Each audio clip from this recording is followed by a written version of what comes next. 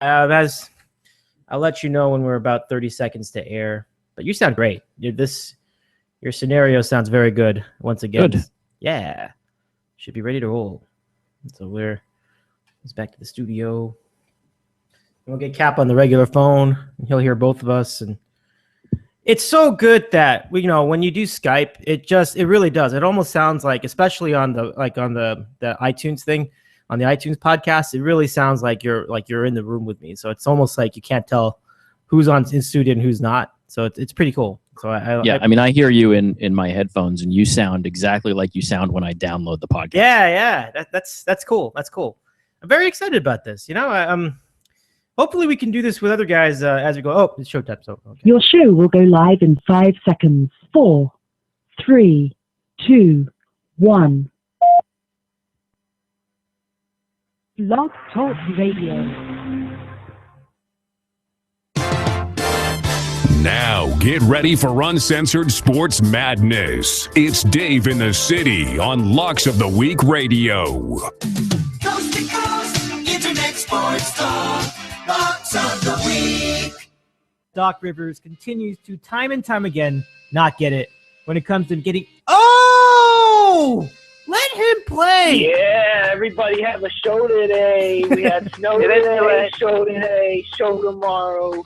I don't know if you want that on your credit card bill. Saying the WB network on it. I mean, like, your dad could look at it and be like, Dave, you have something to tell me? That's the story that they still play. It's unbelievable. You have your LeBron in the play. It's like, do you really care about the James Jones at the end of the bench against haters? Maybe the board, the MikeFrancisco.com, was just ahead of its time. Pioneers. Exactly, yeah. Pioneers, if you will. Yeah. We listen to this guy sit at a desk and picking his teeth every day and all the dumb stuff he does.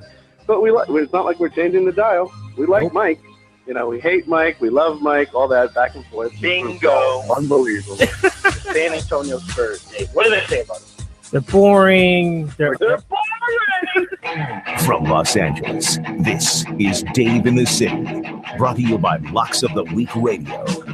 Now, here's Dave Medina. Good evening, sports fans, and a pleasure to have you here for the big MLB 2015 preview show. Good to have you with us here from Santa Monica tonight on YouTube and online at blogtalkradio.com/Dave in the City. If you want the audio-only version of this program, but you will be treated to high-quality audio and video right here as we start our program tonight. This is a good time, and we start with our first guest. We have two people joining us today for this 2-hour spectacular, as our friend Junkman is still vacationing in a remote island somewhere, having a great time. We have Gerry and Piscataway slated to join us tonight, and also our first guest of the evening who will be with us throughout the 2 hours, Ari in Philadelphia. Ari, welcome to the program via Skype tonight. How's it going? Good evening, David. How are you today? Dead ringer for Russo. I love that. You can hear you loud and clear as a bell. Clear as a bell. Could you imagine him trying to figure out Russo trying to figure out the Skype scenario? Cross him up. We are on a Skype scenario, David. I love it. Oh, okay. So I hope it sounds good on your end, and looking forward to this tonight. I am too. This is great. Some scratching, but I don't know who that is. You sound great though. Your voice is terrific. So let's now bring into the program our second panelist of the evening. He comes from Central New Jersey. You know him as Gerry in Piscataway. Gerry, what's up? 17:30. I'm like, hey, what's up, hello? It's your pretty ass, and as you came in the door, I just want to chill, got a sack for us to roll. Now we get the money, introduced it to my soul. Showed her how to whip it, now she remixing below. She my top queen, let her hit the handle. Davey, I'm fired up tonight, baby. Welcome aboard, buddy. This is it. This is your time. Baseball season, this is your time too, Ari. Ari, say hello to Cap. Cap, say hello to Ari. How you doing, Cap? Hey, Ari, what's going on, man? Good to talk to you. Good to talk to you, too. Wow, look at this. The three of us ready to go, locked and loaded, ready to swing away at another season of baseball coverage. This is going to be good. And we just keep bringing new things to the program every time out. So we start our program tonight with the storylines of 2015. And there certainly has been change in a seemingly unchanging sport like baseball. But now this year, there's been some pretty serious changes. And it starts at the top. The commissioner of baseball retired as of last season, that being Bud Selig, and stepping in his place, Rob Manfred. So now he's taking the reins, and he's trying to do his best, much like Adam Silver did in the NBA, to make his mark and be a leader of innovation. So it'll be an interesting situation. I'd like to get your guys' opinion of Mr. Manfred as we begin our 2015 campaign for Major League Baseball. Ari, your thoughts on Manfred? Do you think that this is a guy that could really take baseball into greater heights? I think when he was chosen, before he actually started, everything you heard about him was he's Bud Selig's right hand. He's just going to be the third term of Bud Selig, like George Bush was supposed to be the third term of Ronald Reagan. And he actually started, and I think all he was doing was basically deferring to the existing commissioner and not saying all of the stuff he's going to do once he takes office. But now he's been there since only January, and he's talking about changing the rules on the pace of play. He's talking about shortening the season. He's talking about outlawing defensive shifts. He's talking about the streaming blackout rules. I mean, some of that stuff I agree with and some of that stuff I don't, but he's talking about doing things. Yeah, I really like. I think it's bold. It's certainly bold. And as for whether it'll be effective, I mean, we'll see. I mean, we read some reports about the aforementioned rules changes, and I imagine that it's not going to happen overnight. But I like where his head is. I think he has his heart in the right place. So now let's go to Gerry for your thoughts about new commissioner Rob Manfred. I agree with Ari on what he said. He wants to do something, and granted, I like baseball, the way it is. I do think that him, expediting the pace of the game, with not letting guys step out every other pitch, I think that could be something that will be liked by both baseball fans and maybe the casual baseball fan as well. Speed up the game. He was the guy I wanted because I did not want Tom Werner in there, the guy who I think is the chairman of the Red Sox. I did not want him in there. But, I mean, this guy, like Ari said, I think he wants to make changes. I just hope he doesn't change the game too much because, obviously it'll piss off baseball purists. And I like the game of baseball. People will say, a 4-hour Yankee Red Sox game is dreadful. And granted, at times I can see that if a game's just, dredging along. But I'm usually, locked in on every pitch. I don't even realize that the game's going on, 3.5, 4 hours. So that stuff doesn't bother me, but I could see how it can bother some people. So I do think it is a plus that he actually is going to come in here and try to make some changes for the better for the game of baseball. And I just hope he does it. Like Ari said, hopefully it's not like a Selig thing where, he just says he'll listen and then just doesn't do anything. But, from what I've read on Manfred, he said he's going to listen on everything. And hopefully he changes the game for the better. Yeah, I'm rooting for the same. I think baseball does want to eventually start adapting to the changing attitudes of people in America, and I think changing the game does not bother. I think I like that. Making the game more efficient, I think, is the key. And so that brings us to our next storyline of 2015, which is related to the new commissioner, the new pace of play rules. And there's different ways to approach it. Some of the talk has been about a lot of things like keeping guys in the batter's box, keeping managers in the dugout, basic things like that. And then there have been even more concrete plans to simplify to shorten and tighten the breaks between innings, things like that, so that the commercial breaks don't drag on past when the commercials actually end. So it's an interesting thought, trying to tighten the game, make it more efficient. I think there are pluses and minuses, and some of these are realistic and some of them aren't. So let's go back to Ari for your thoughts about the proposed new pace of play rules. I'm in favor of them, and I think we should draw a distinction between pace of play and the length of the game. I'm with Cap. I don't care how long the game is. If the game is good, I'm watching it. NFL games are 3.5 hours, all of them, and nobody seems to complain about it because they like watching them. But if you can get rid of some dead time, I see no problem with that. From what I've heard, if you watch footage of baseball in the 60s, the batters did not step out of the box on every pitch. Kind of what's funny on these rules is You hear hitters saying that all of the rules are designed to kill the hitter, and then you hear pitchers say that all of the rules are designed to kill the pitcher. So Ortiz is complaining about, I got to step out of the box because I need to think about what he's going to do next. And you've got pitchers, especially relief pitchers, saying, well, I've got to run out of the bullpen and throw my 10 warm-up pitches all in 2 minutes and 25 seconds, and that's not going to work. And so, they're all complaining about, you're trying to quicken the pace of the game at their expense, when really, I think the fact that both of them are complaining about it means that it's really not at either one's expense.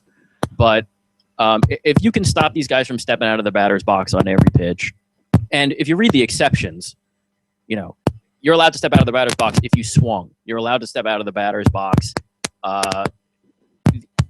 Well, I mean, there's a bunch of exceptions, but all of them are if you swung, if there was a foul ball, if there was a swinging strike. So anytime you swing, you can step out of the batter's box. There's no time limit on how long you're allowed to have 1 foot out of the batter's box. So you can, take as long as you want doing whatever you're doing, as long as you got 1 foot in the box and you haven't really walked away. So I don't think it's going to be as drastic as guys like Ortiz are saying, who are really complaining about it.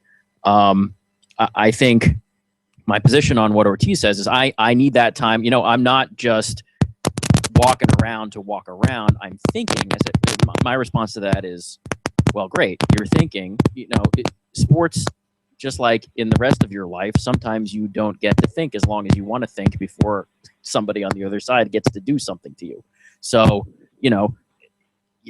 how long would an offensive coordinator like to call a play after he sees the defense? He'd like 3 or 4 minutes, but he can't have 3 or 4 minutes. He gets 45 seconds. So, do your thinking and get your foot in the box. So, I really don't have a problem with that. I like starting the innings right after they come back from commercial. I don't mind that there's a clock that you can see that counts down from that. I think that's good. I can't think of any of these rules that I don't like. I'd like to see it in practice. I think the relief pitchers coming in make a good point about, you've got to be done throwing your warm-up tosses with 45 seconds left, which basically gives you 90 seconds to come in all the way from the bullpen and throw your warm-up tosses. I think maybe they should bring back the bullpen carts to make that faster. But, I really don't have a problem with any of these rule changes.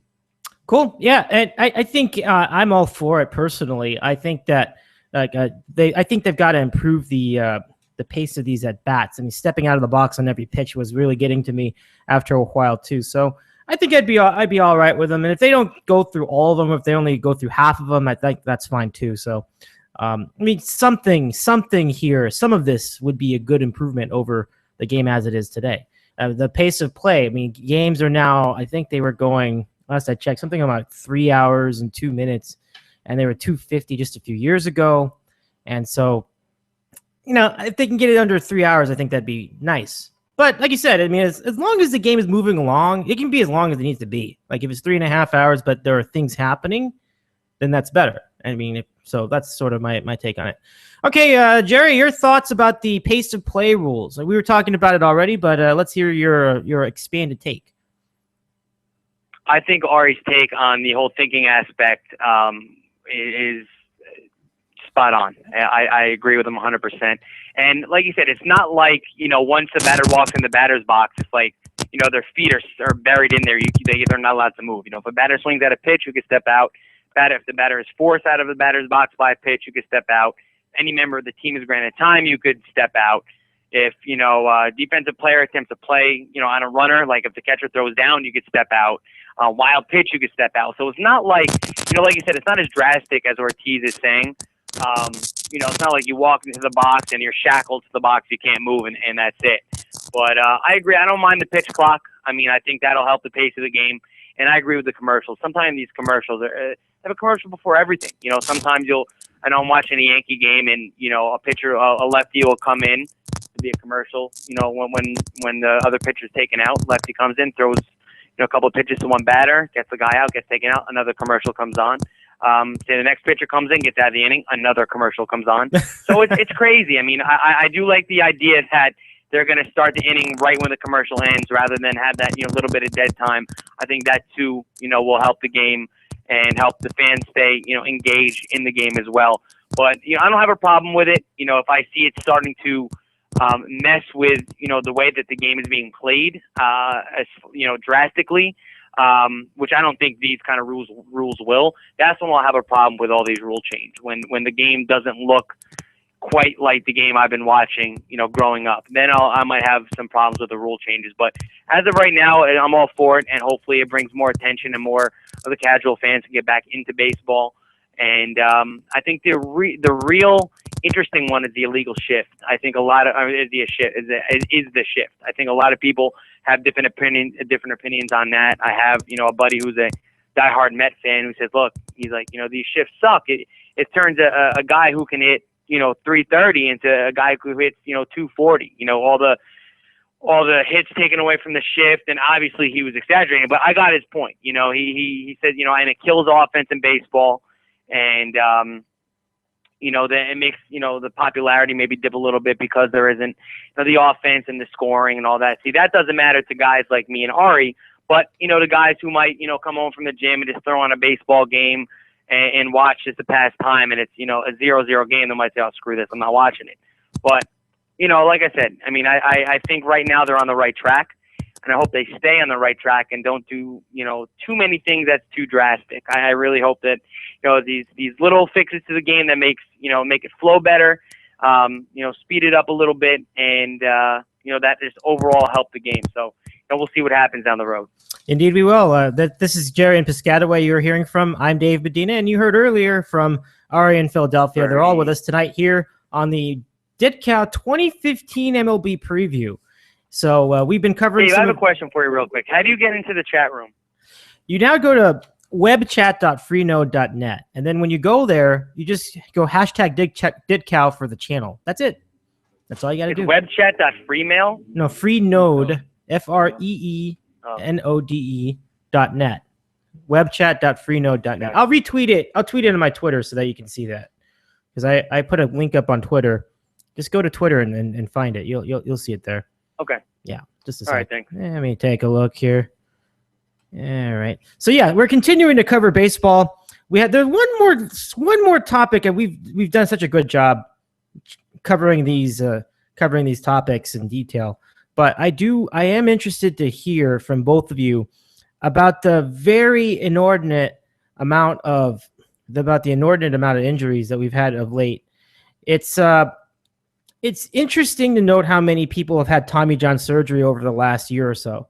It's quite a bit. And even superstars like Jose Fernandez, the rising star in the Miami Marlins, Matt Harvey still rehabbing from his Tommy John surgery from 2013, I think it was. And then Matt Wieters over in Baltimore, a catcher coming off of Tommy John. So it's funny. I'm wondering, where is it going wrong for these pitchers, or is it just a coincidence that these players are getting Tommy John all of a sudden, and it seems to be a more frequent occurrence? Well, Ari, you have the floor first on this. First of all, do you think these players will recover nicely and in due time from these Tommy John surgeries and become as effective as they were before? And two, is it getting out of hand? What is the issue with? What do you think might be causing this rash of injuries, or is it nothing? Your thoughts? I think it's definitely something, and I think people who know a lot more about elbows and surgery than I do don't know. So, it's going to be hard for me to sit here and figure out why these pitchers are having Tommy John surgery, or are not having Tommy John surgery, but why their ligaments are tearing. I'm sure it's a lot of things. It's probably wear and tear on the arm from their amateur years.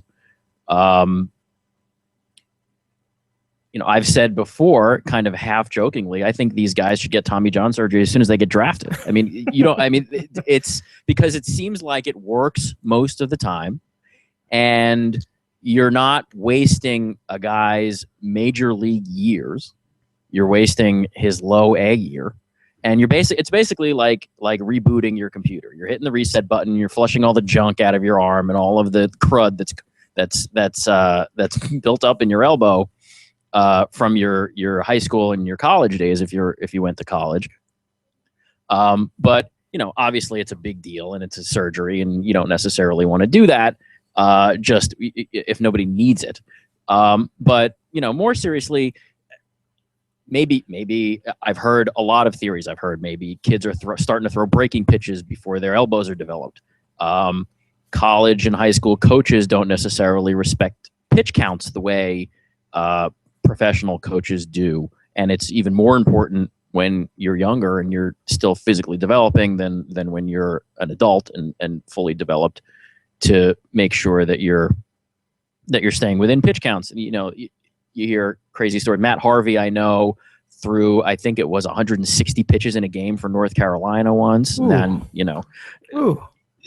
Yeah, I think that happened at least once, and I think I've heard that. I may have the number wrong, but there's some story about him throwing way more pitches than he'd ever throw in a minor league or a major league game.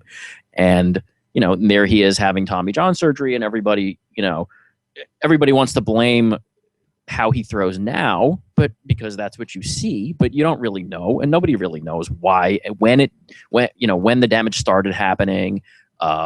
What exacerbated it, and Masahiro Tanaka is another one that is he going to have surgery? Is he not going to have surgery? Cap can talk about that for sure.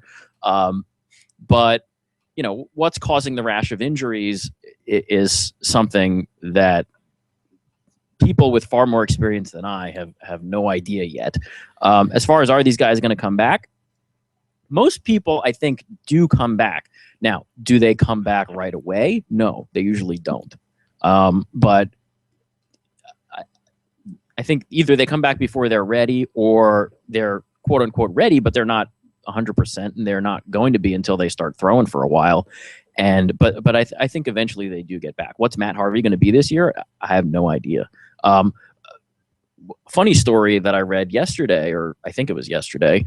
Matt Harvey apparently discovered how to throw a curveball while he was rehabbing from Tommy John. So, some people think, Tommy John is basically, it's kind of like steroids. It's a performance enhancing thing. So, and that can happen too. These guys can get better, they can throw harder. So, who knows? It is interesting segue, because I'm wondering myself, are they throwing the ball too hard? Is there too much emphasis on the fastball? And I wonder if that's contributing to some of these injuries. Like, are people just trying to raise the bar a little too much? Because if you think about it just in logical terms, throwing a ball 90 miles an hour seems like such an unnatural thing to do.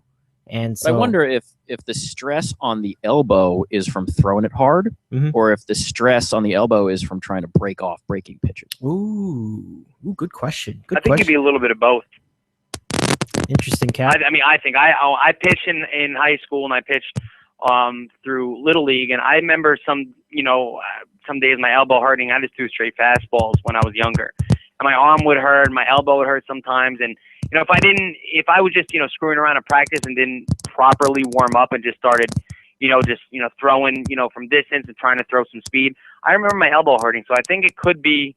That's just me at a young age, but I'm saying, like Ari said, I don't think a lot of people can really put their finger on, what exactly makes it happen. But I think you're right. I think both throwing, a breaking ball with a lot of torque, and the fact that these guys' arms are like rubber going back when they're throwing this fastball at 98, to 100 miles an hour, definitely could put some stress on your elbow as well. Yeah, as you mentioned, it could be any number of factors, but I think stress is certainly a theme of the injury. So good point, Saul. I didn't get your other takes on the general topic of. I think a lot of it has to do. I think a lot of it has to do with, maybe not a lot of it, but I think a big factor is how these kids come up throwing through high school and college. I read a report. I don't know when it was, but I remember some kid threw 194 pitches in high school, 194 pitches over 14 innings. That's absurd. And I know I have a little cousin now who he pitches, and their coach says, listen, no breaking balls, no breaking balls. They go to big tournaments, the kids are throwing breaking balls. They're young kids who are trying to throw curveballs, throw fastballs. I think a lot of it is, some of it could be the youth, some of it could be people's mechanics. I'm sure, like Ari said, I'm not a doctor. I don't know enough about ligaments and stuff like that to sit here and try to pinpoint it, but I'm sure there are a mixture of factors that are involved, when somebody does get Tommy John. And then you see some pitchers who, you see might go their whole career and won't even have, an arm injury. So it's kind of crazy, but I agree. I think that Tommy John's not, I don't want to say routine, but it's coming to be a very, very, common injury between pitchers. And we've seen that over the past couple of years, and it just sucks because some of the, brightest guys in our game, like a Fernandez, goes down with that. And that's a kid who, won a Cy Young. So it's really tough, and hopefully somebody can, maybe pinpoint some of the big reasons and somehow, try to avoid it. I mean, they had all those Jabba rules, and he ended up getting Tommy John anyway. So if it's going to happen, it's going to happen, I think. And, we'll just see, we'll see if there's any progress down the road to stopping it. Yep, indeed. Let me ask you a related question. As far as Yasuhiro Tanaka, the decision not to get the surgery and get plasma treatment instead, was this a smart move by Tanaka? I am not a doctor. I mean, I'm not the New York Yankees. I mean, he went to some of the best doctors in the world, and, they told him that he did not need the surgery. So, I mean, I personally think that he should have gotten it. There's a tear in his elbow, and everybody says, oh, he's eventually going to get it. He's eventually going to have to need it. He's, eventually down the road, he's going to get it, blah, blah, blah. Well, when is that going to be? Is that going to be in 2 or 3 years when the Yankees start losing these contracts and they put themselves in a position to win, and then bam, Tanaka has to get, season-ending Tommy John surgery and maybe miss a year and a half? I mean, the guy has a tear in his elbow. Granted, if he could pitch through it, fine, but eventually he's going to get the surgery. You just signed this kid to a 7-year deal. He's 25 years old, or was 25 years old. What, you want him to pitch, when he's 28 and then get the surgery? I mean, I don't know. Like I said, I'm not a doctor. They think you can pitch through it, but I just see it as a tear in his elbow. The Yankees sucked last year. They're going to suck this year. I think he should have gotten the surgery last year, got his elbow all cleaned up. And like Ari said, this is a kid who pitched a ton of innings in overseas and who has a ton of mileage on that arm at a young age. Get everything cleaned up, get all the crap out of there, fix the tear, and be good to go for the next, 6 years of your contract. I mean, it just would really piss me off if he gets hurt this year, or if he gets hurt, down the road when this team is in a position to actually win. That would really piss me off, because all I keep hearing is he's eventually going to need the surgery. He's eventually going to need the surgery. Then why not give it to him now, 1 year into his contract? I don't know. That's just me. But like I said, obviously I'm not a doctor. He went to some of the best doctors in the world, and they said, hey, pitch through it. The Yankees' decision was to pitch through it, even though the Yankees' decisions lately have been, very, I don't agree with them. But, we'll see what happens. I mean, granted, if he can go, for the next 6-7 years and not get surgery, then obviously I was wrong. But, we'll see what happens. I just think I'm going to hold my breath every time he has an outing. And I just think it's going to be, he'll have a couple outings. Maybe he'll have to get shut down with some soreness, do a throwing program, come back. I don't want to deal with that. I don't want him to, do that for, 2-3 months, go through that, and then, okay, yeah, now we need surgery. For those 2-3 months, he could have had surgery and started his rehab and recovery. So we'll see what happens. I know a lot of people disagree with me. I know some people do agree with me, but, we'll see what happens down the road. Very good, Cap. And, it's certainly a transitional season for the New York Yankees. We'll get to them in a minute, though. We have to cover the other two divisions first. So let's start. We will do our previews. We start with the American League, and we'll go west to east in each league and go through the teams. We don't really need to break down every team in detail. We'll just go through the divisions. So we'll start with the AL West, a most thought-provoking division. I'll tell you why, because I don't know who's going to win it. I mean, the Angels are having a couple of issues right now with some of their big players. Garrett Richards is coming off of surgery. They say he's going to be back in late April. And we just heard that Josh Hamilton had to check himself back into rehab. So it's a bit of a scene there. The A's tried to make a run last year, did not get there. And now they've lost both the guy they traded for, John Lester, to the Cubs, and they lost Jeff Samardzija, who they acquired in an earlier trade, to the White Sox. So this pitching staff is not going to have the Don't forget losing Hamill, too. Yeah, that's a good point. Hamill's gone as well, and so this might be opening the door for the Mariners to come into the playoffs, because they added Nelson Cruz, They seem to be getting younger. They've got Robinson Cano. It's a improving team. So this is the AL West. Let's go to Ari first and get your thoughts about this division. And who do you think wins the Wild West in the AL? Well, I think in terms of who improved most over the offseason, I think you would probably give it to the Mariners.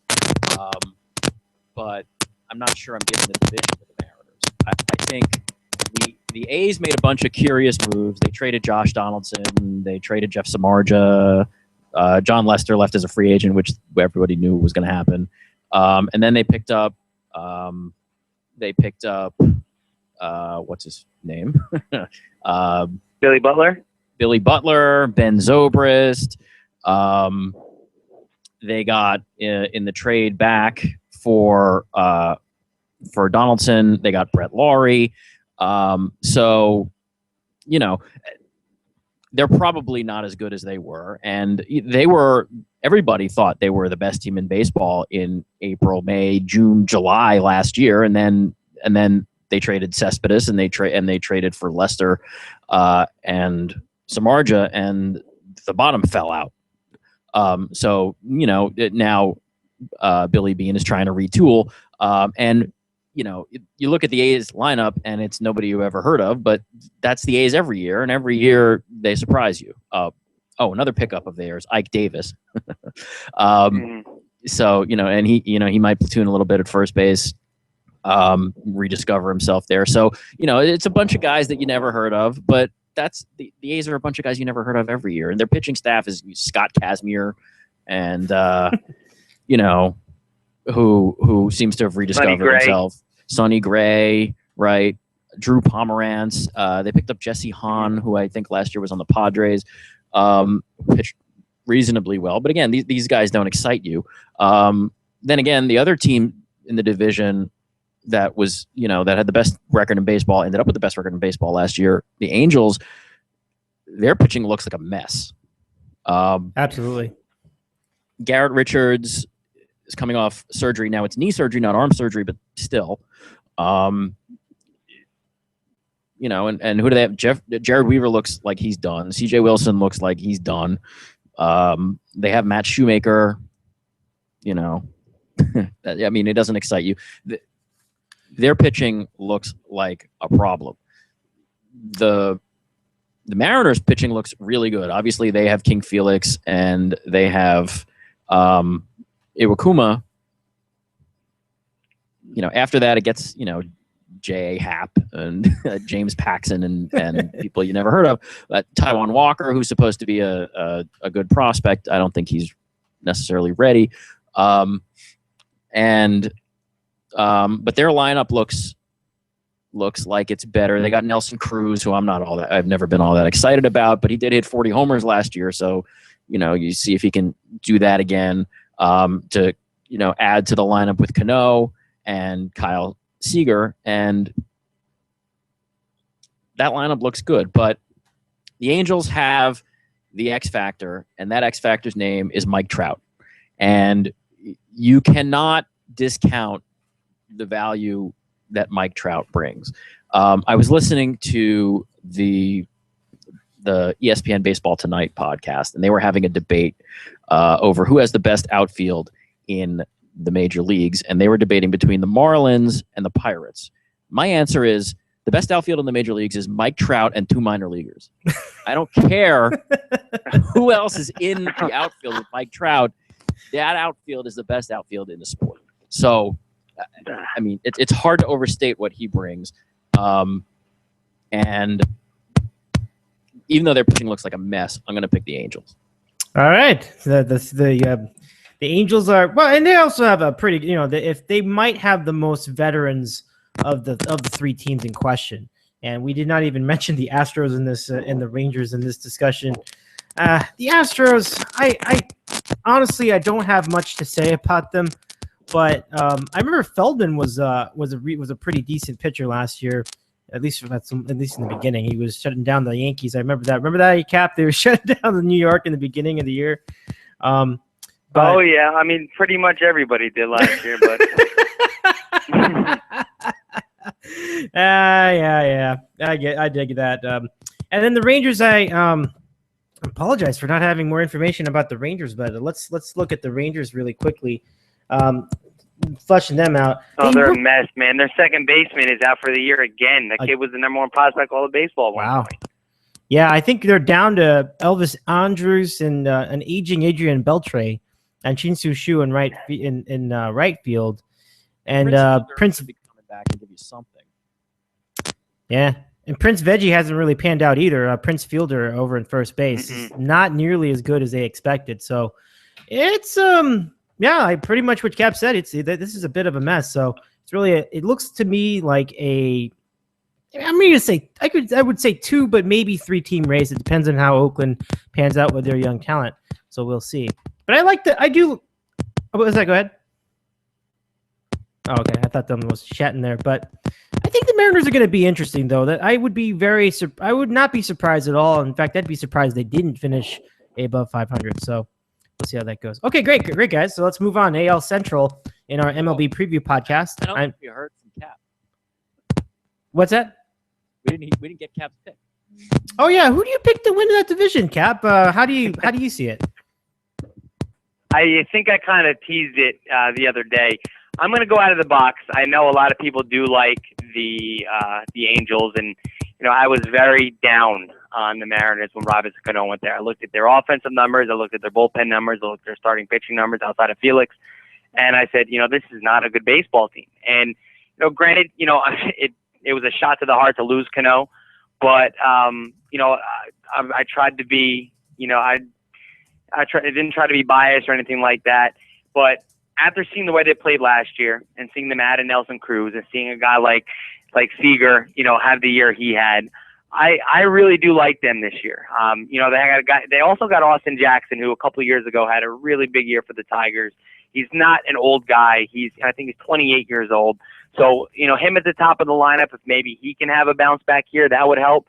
But I just look at their 3, 4, 5 and Cano, Cruz, and Seager. That's a really good 3, 4, 5. They got Felix and Iwakuma and one of the best bullpens in all of baseball. I look at, the Angels, and I see Mike Trout and then a mess. I see, a 35-year-old Albert Pujols, who last year did stay pretty healthy and had a good year, but years before had some injuries. He does have some injury history the past couple of years.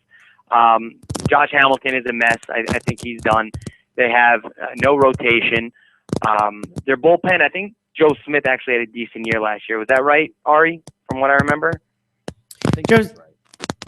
I thought he did all right. Yeah, go ahead, Ari. I think he did okay, but their bullpen is nothing. My point, their bullpen's nothing to cry home about.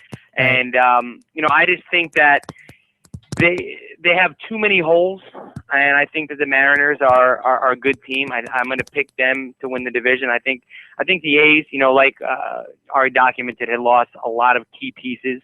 Guys like Samardzija, obviously we knew Lester was leaving, but he's gone. And I think that trade Lowry for Donaldson, Donaldson was a fantastic player last year. I like him. There's a lot of guys in their lineup, like Ari said, you really don't know. I think Ike Davis had a brutal year last year. Not high on Billy Butler. I think a lot of the trades Billy B made, he did bring in a lot of prospects to kind of trying to reload for a couple of years down the road. So I don't think a lot of those trades are made for next year, which is why I think they will definitely take a step back. So I'm going to go with the Mariners. I think that they have the more complete team. I think they have 2 top pitchers. I think they have, guys in their lineup who could produce. They have a very good bullpen.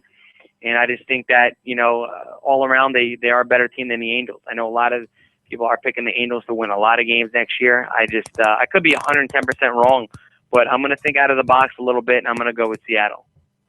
All right, guys, and I'm going to probably be a bit of a contrarian here. I'm going to go with the A's. And even though it's a pretty no-name team, I also think that they may have the the best combination of starters and relievers.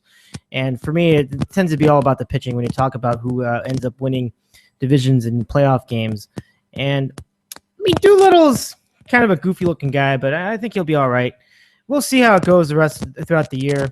I think they don't necessarily have any name brand talent in their rotation. We mentioned Gray, but they do have some decent depth. I think Kazmir, I have no read on, but I think he might be at least good enough to put up some solid numbers. So we'll see.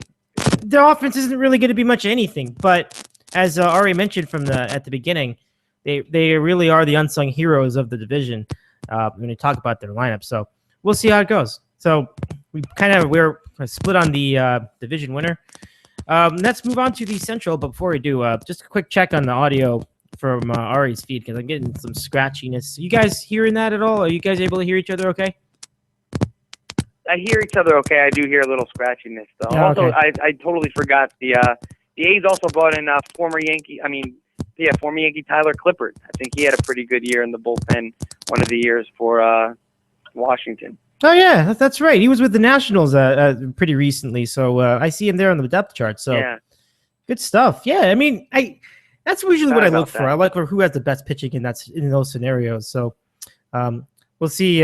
We'll see how it plays out. I think this could be an interesting year. That division's probably going to be close for most of the season, so we will see. Ari, are you still with us? Everything all right? I am. Yeah. Okay. I honestly don't hear any scratchiness on my end from my own end, so it must be coming from me because I don't hear it. Oh, okay. Okay.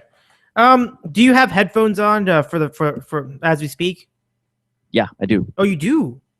Gosh, I wonder what that is. Maybe it's the microphone, I guess.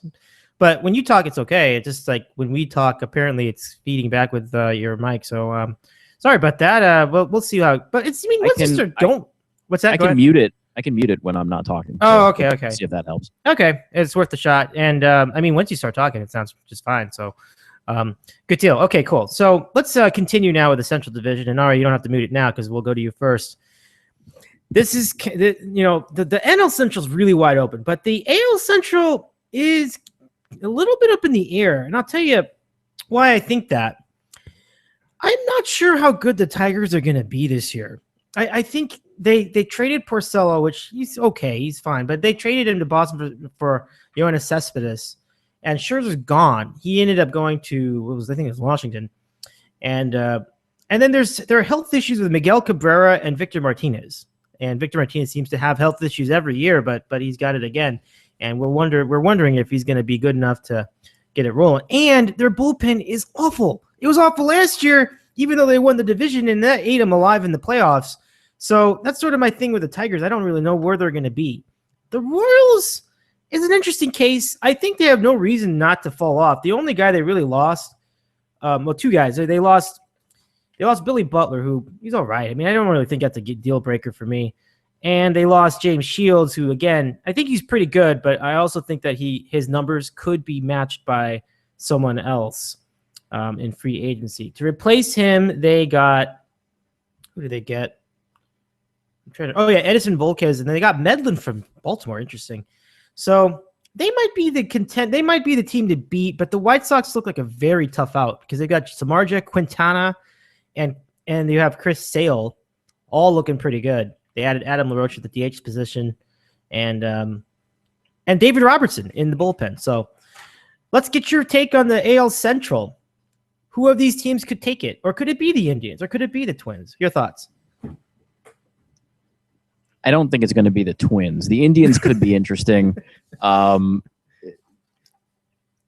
Nick Swisher, I heard say yesterday, Cap's favorite, say yesterday that he thinks the AL Central is the best division in the sport.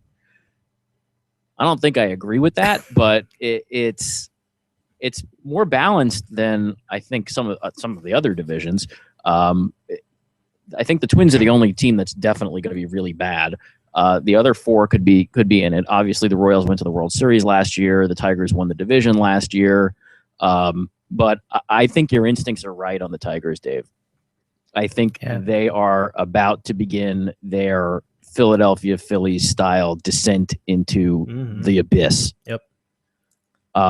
They've got, Miguel Cabrera is not going to turn into Ryan Howard, but they've got him signed forever, and he's not going to hit forever. Victor Martinez, how long is he going to last? Cespedes, I think, is good, and he's a nice addition, but he's not as good. He's good, but I think he's also overrated. Their bullpen, during their entire run, their bullpen has been a disaster every single year. It's not any good. They kept David Price, but they lost Scherzer, like you said. So their rotation is going to be David Price and Anibal Sanchez and Verlander and Shane Green, who they got from the Yankees, and Alfredo Simon. Alfredo Simon, who they got from the Reds, which is not nearly as impressive as it was last year. And last year it was enough to win the division, and it didn't. But they had their swoon. I don't know. I'm rambling here, but I think I'm probably going to pick the Tigers here. But I think their window is closing fast. I like the Royals team. They also lost, in addition to Butler, they also lost Nori Aoki, who went to the Giants. Their bullpen is great, and everybody loves their bullpen, those three pitchers at the back end. But people forget that that's great when you get to the postseason, but you got to get there. In order to get there, you need starting pitching, and I'm not sure they have it to the extent they need it to get back. So I'm going to pick the Tigers, but I don't feel good about it. And you'd be right too. I mean, it's similar to what the Angels were going through about 10 years ago. They would have enough. They would have enough to win the division because there was enough talent there, but they were old. Their pitching was really not to be really trusted that much once they entered the postseason. And then, surely enough, once they got there, they didn't advance past the first round. As a matter of fact, they still haven't advanced past the first round since 2003. So that is pretty. No, I'm actually making that 2005 because they made the ALCS. No. 2009 then? It was 2009, yeah, against the Yankees. That's right. You remember? Cap remembers that, I'm sure. Anyway, let's continue. Cap, so you have the Tigers winning the division. It would be tough to pick against them to win a division because regular season baseball, you can get away with bad bullpens and meager starting pitching. But having said that, I'm going to pick the White Sox to win the division because I think that the addition of Jeff Samardzija is actually pretty good. He's a good pitcher. He was good enough to be an ace on the Cubs, which isn't saying a whole lot, but I think he's a decent pitcher. They've got a decent. Let me see. What am I thinking of? Okay, they have a pretty good potential prospect in Avisail Garcia, and he's more than the prospect now. Now he's going to be their young guy, and high hopes. He's coming off of shoulder injuries. It could be a big year for him if all things break the right way. And we mentioned Robertson for the bullpen, which otherwise is all right, but not really that good. So all the things put together, I like Sale. I like LaBroche as DH. This is a good team, and I think you always get the sense that maybe things are changing in the Central Division. I'm going to go with the White Sox. So, Cap, let's get your thoughts on the AL Central. Well, I mean, I'm glad that Nick Swisher's happy about playing in what he calls the best division in baseball while he hit 208 last year. He needs to shut his mouth. Anyway, I agree with you guys on a lot of the points you made. I do look at Detroit and I see some of those guys starting to really, start to regress. I agree. They're even Verlander in that rotation. I mean, he didn't have the greatest of years last year. David Price is a beast, but outside of him, I don't think Verlander's as dominant as he was, a couple of years ago. Anibal Sanchez, Shane Green, Alfredo Simon, they're not really scaring anybody. And I like the kid JD Martinez. He had a pretty good year last year. Obviously, you have Cabrera, but Kinsler, he actually had a pretty good year last year. But I think he's another guy who gets injured, and you can see him start to hit a downswing. I like Cespedes. I think Cespedes could be good for them.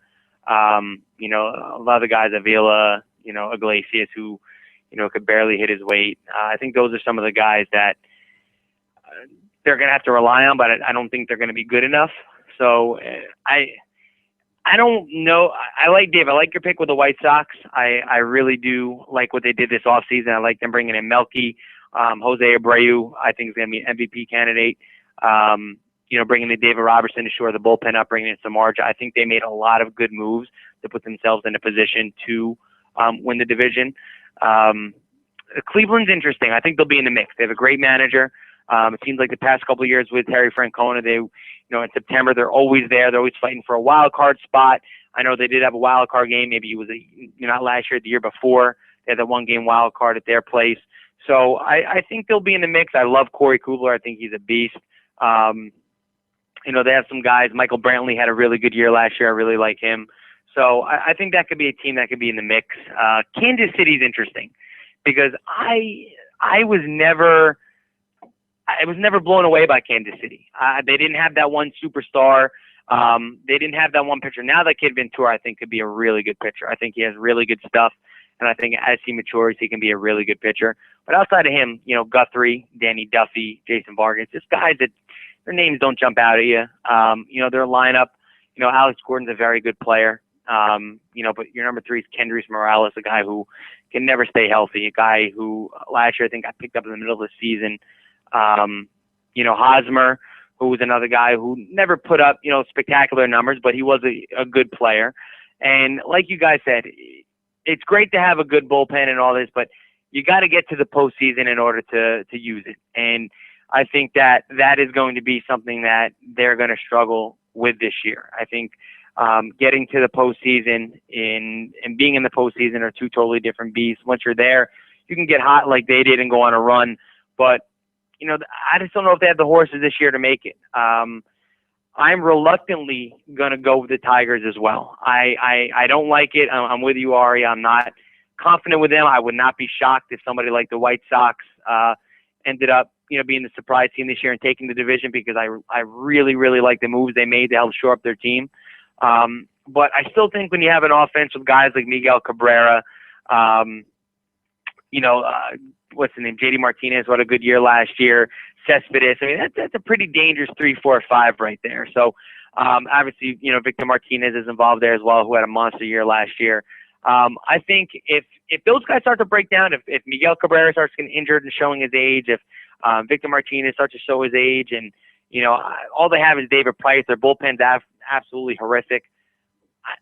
I don't even know why I'm picking them because I really don't like them. I think I'm going to change my pick to the White Sox because I really like what the White Sox did, and I'm really down on the Tigers. I think their bullpen is atrocious. I think they do have some age on that team, and you know what? I am going to go with the White Sox, Dave. I'm going to be with you on that one. All right, wow, you flipped right there on the spot. So you have the White Sox, I have the White Sox. As I'm reading it, I'm thinking to myself, you know what? I don't like this team. I don't like their bullpen. Right. I don't like their starting rotation. Granted, their offense has the potential to mash, but I think all around team, I think the White Sox really made some moves to help them. Granted, David Robertson's not the greatest, but he's a guy who pitched in New York after Mariano Rivera and had an All-Star type season. He was in the All-Star game, so I think he's definitely going to help their bullpen. Melky Cabrera has the potential to, have some very big years. I think Jose Abreu is an absolute beast. Chris Sale, Jeff Samardzija, Quintana. I think they have a very good team. I'm going to go with them. All right, so there you go. We have our predictions for the Central. The two of us, Gerry and I, have the White Sox, and Ari had the Tigers. And I think when you go to the Tigers, I think you can cite experience, and you can cite guys with a proven track record at the plate when healthy. And so there's certainly the prospect of that happening. And they've got some guys, we mentioned Kinsler and Avila, who can hit well enough. So that's the thing. The bullpen matters. Well, we'll see how that goes throughout the course of the season. It doesn't look like they did anything to improve it, though. That's the thing. Okay. I mean, they had to re-sign Jabba Chamberlain, who had an awful year last year. They re-signed him. So, I mean, they have issues, man. Yeah, they do, man. Joe Nathan's done. Their bullpen is atrocious. Man, it's going to be fun to watch for all the wrong reasons, I tell you. So, all right, let's go to the East now, and a division that I'm sure we all know very, very, very well. We will have a very fun showcase on our hands. I just don't know. I mean, I know the Yankees are going to win. I know the Rays aren't going to win. And I'm pretty sure the Blue Jays are not going to end up anywhere near the top. But between the Red Sox and the Orioles, I can't say. Well, maybe the Rays might have a shot at this because their pitching is actually, it might be the best staff. Like the rotation might be the best staff in the division. But let's get to it. First of all, the Orioles lost a bunch of guys in the offseason. They lost Nick Markakis. They lost Nelson Cruz. And they're still not really sure if Matt Wieters is going to be back and back to full strength, although a catcher coming off Tommy John is different from a pitcher.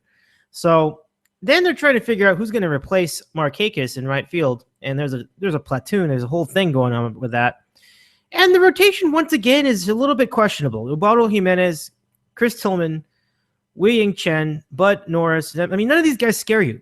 So it's going to be up to the bullpen again, a very, very good bullpen with Britton O'Day, Hunter, and all those guys. They lost Andrew Miller. They lost Miller, though, in that bullpen. It was a huge cog for them. Ooh, not good. Not good. That's true. But they didn't have Miller all year, though. Their bullpen, I think, was They didn't. They got him. Good point, Saul. Where's Miller going? He's on the Yankees. He's in New York. That's right. Good job out of you guys. I was testing you. Anyway, let's break down. And then the Red Sox, you got the Rays. The Red Sox made the splashiest of the moves. They got Pablo Sandoval from the Giants and Hanley Ramirez from the Dodgers and free agency. And here's a big one. This is what I was teasing last week, Cap.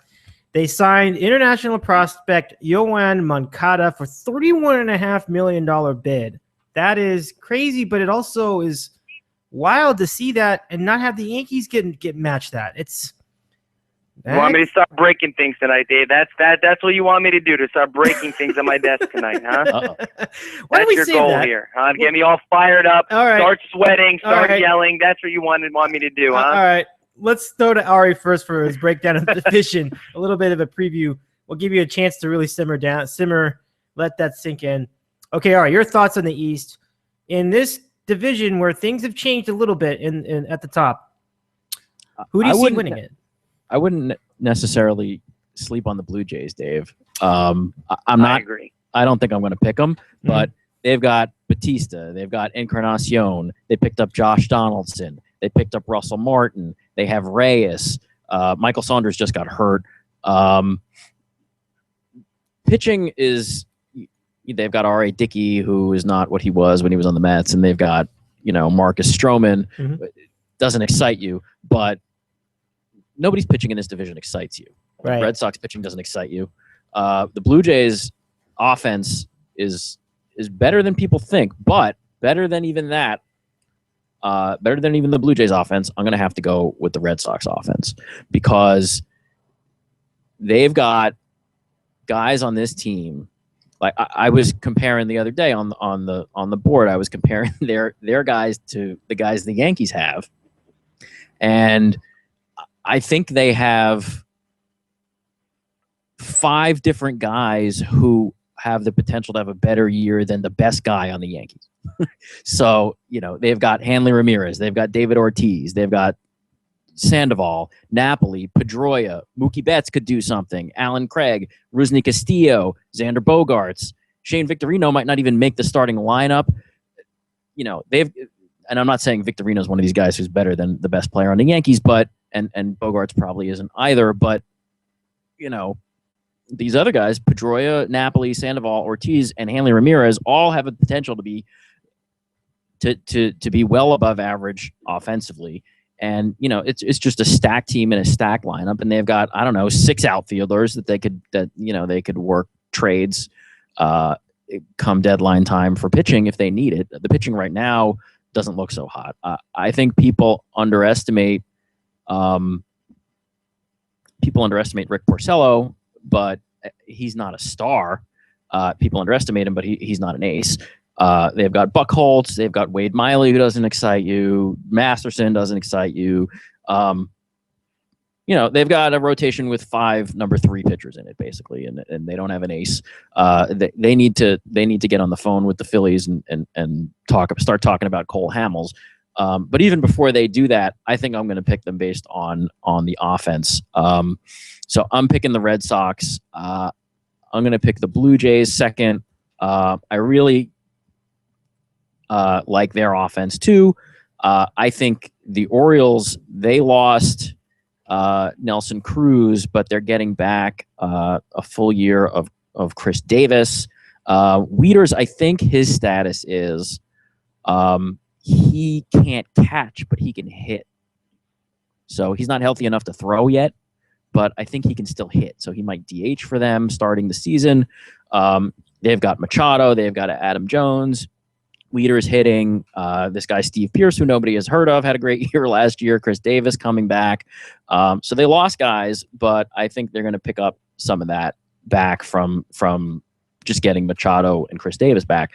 So they're going to be good as well. The Yankees, sorry to say for other folks on the line, don't look good at all to me.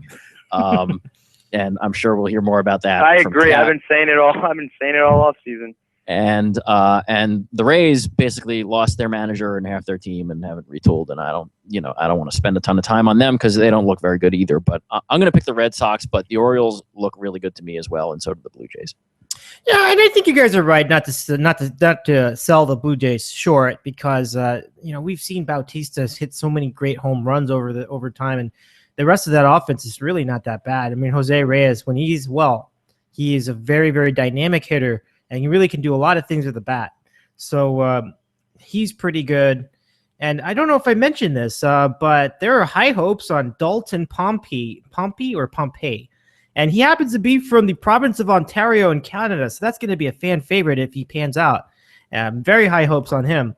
We'll see if he ends up in the lineup somehow consistently. So this is, you're right, it's a team I think that can be reckoned with. So now let's go to Gerry and Piscataway for his thoughts on the AL East. You all have the floor. We can start with the Moncada thing if you want, but you have the whole floor. No, I'll get into that later after. But Dave, you remember you and I had a call about baseball preview. Maybe it was 2 years ago, and I loved the Blue Jays. I think 8 of the guys or 7 of the guys of their lineup was under the age of like 28. They had speed, they had power. Granted, their pitching wasn't great, but I just loved their offense, and I loved. I think at that time the division I didn't think at the time was that great. I think that was the year the Red Sox actually won it all. But I really did like the Blue Jays out there, and they burned me. But I have to agree with Ari. I've been looking at some different things over the past week, and I love the Blue Jays lineup if they can stay healthy. You've seen guys like Encarnacion went down for a couple weeks last year. Jose Reyes always seems to come out of the game with some injuries, but I really like their lineup. I love the kid. I love Jose. If he can stay healthy, being their leadoff. Russell Martin, I thought he got a crazy deal, but looking at his numbers, he had a really productive career in Pittsburgh.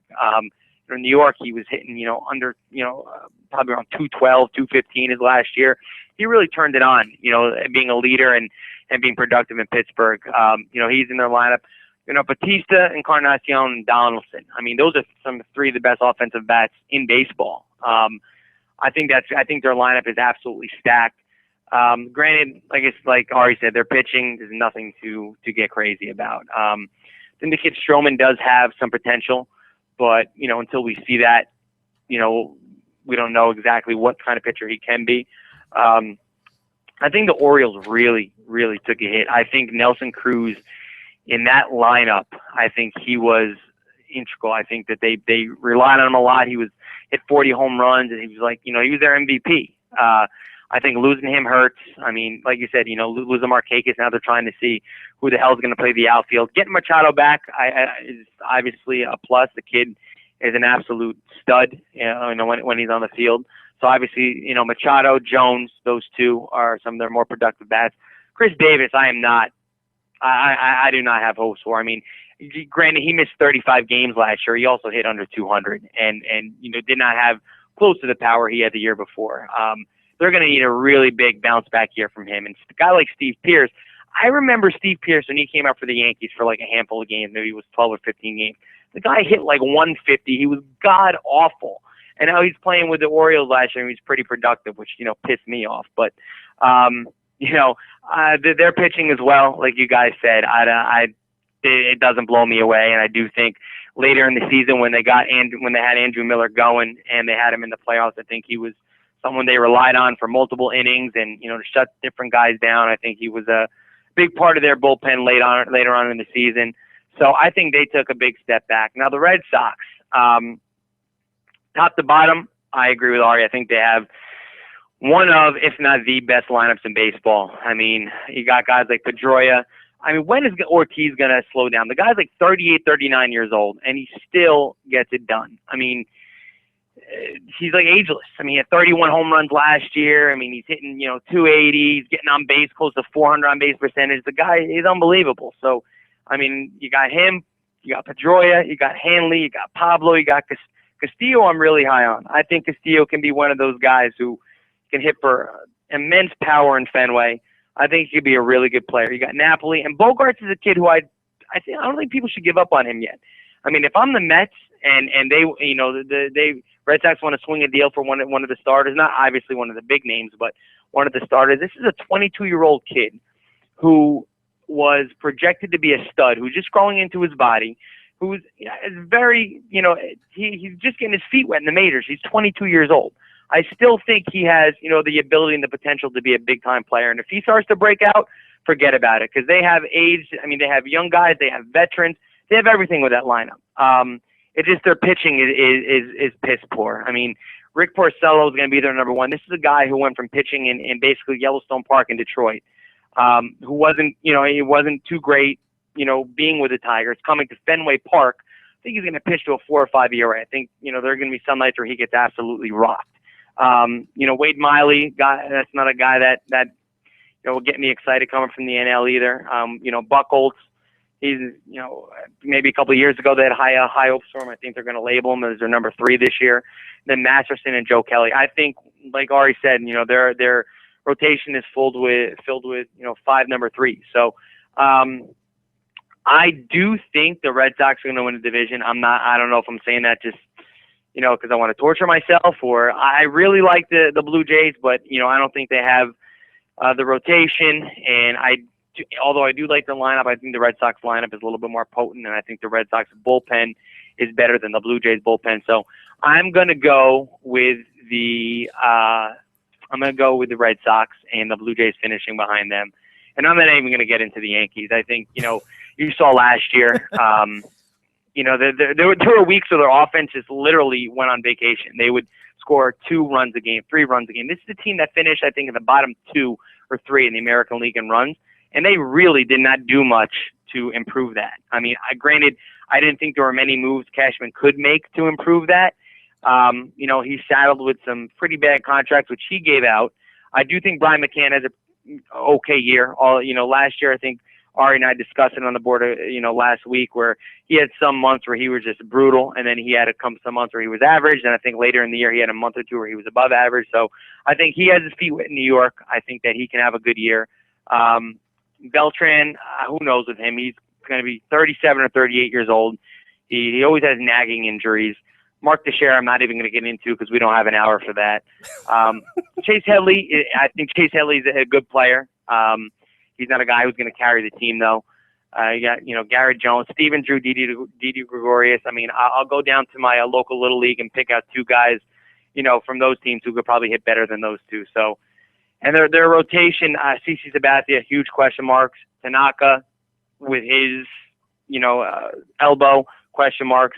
Pineda, can he stay healthy? Question marks.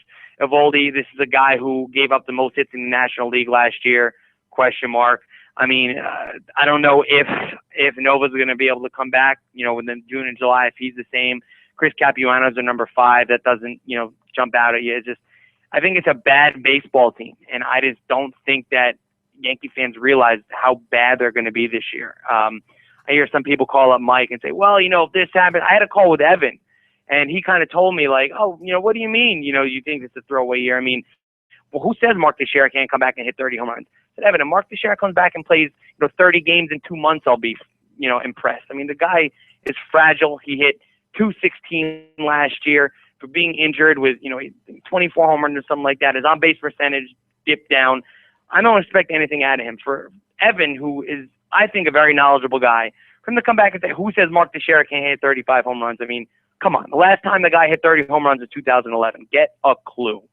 So I'm going to go with the Red Sox with the Blue Jays finishing behind them, but wouldn't be surprised if the Blue Jays, you know, gave them a run for their money late in the year. But I agree with Ari. The Red Sox lineup is loaded, and I do think they have a ton of ammo to make a trade at the deadline. I said it, you know, weeks ago. I said, you know, it's a matter of time until, you know, they call Ruben Amaro Jr., they flip him some prospects, and they send him over Cole Hamels. The Phillies are probably in one of the worst positions. They probably are in the worst position of all of baseball. Their farm system's trash. They're saddled with bad contracts. They're just a mess. I mean, if I'm a Phillies fan, I'm going to be hiding for the next couple of years. But yeah, I mean, I'm going to go with the Sox and the Jays. I didn't get much into the Rays. Their offense is, suspect, but they have very good pitching.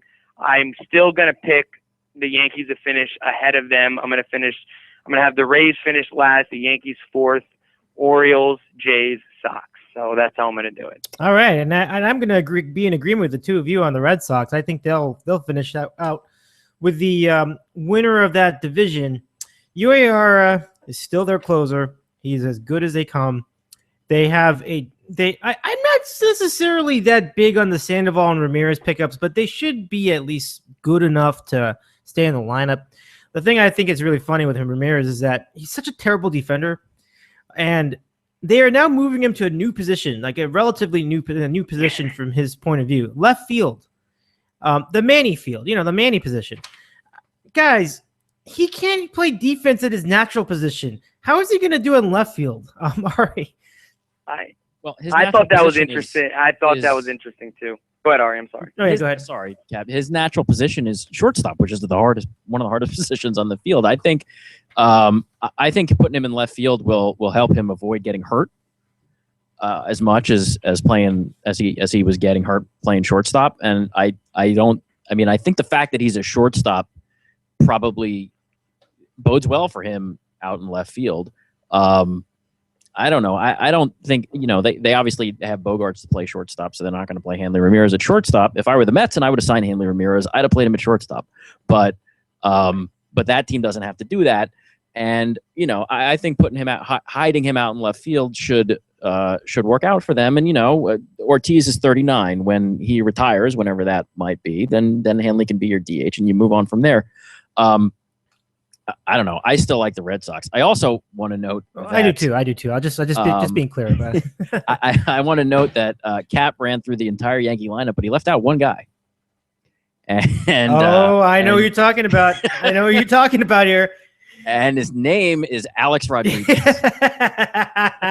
Yeah. I like to try and forget about him because I like to try and forget that. It's hard to forget about him when I'm getting Bleacher Report updates on my phone. I see the Red Sox sign Yoán Moncada. I get a Bleacher Report update. Alex Rodriguez hit 6 home runs out of 71 swings in batting practice. I don't give a shit. Are you kidding me?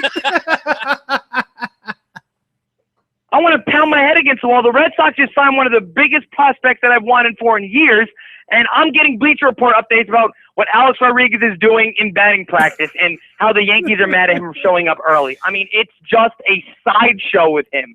They're two franchises going in totally different directions. The Red Sox have their minds focused on a championship, and the Yankees have their minds focused on the saga that is Alex Rodriguez. I mean, it is an absolute joke. Unbelievable, am I right? Things have really changed in 10 years, and I mean by a lot. It's just hard. Well, actually, it's 11 years. Boy, who would have guessed? But at any rate, we that's it for the East. And you see, the thing about the pitching with the Red Sox, people aren't really trusting the pitching. But I do think Clay Buchholz is definitely legit, and I think he's going to be good enough to anchor an otherwise pretty average rotation. Purcello, again, I don't know. I don't know what to expect with him. I don't really think he's that great, to be honest. But I think they can overcome that reasonably well. And Napoli seems to have his moments too, so I think they'll have a pretty good regular season. So I like the Red Sox. And I heard something Dave, about Purcello. I want to know, not to interrupt you, I want to know why some Yankee fans think that Alex Rodriguez coming back to this team is going to give them this tremendous boost. I mean, I see it on Twitter. I hear with the calls. I have to hear Joe Benignos in there. He's going to have a big year, bro. I think he's going to. What in God's green earth are you smoking? What has Alex Rodriguez done from 2012 till now that makes you think he's going to have a big year?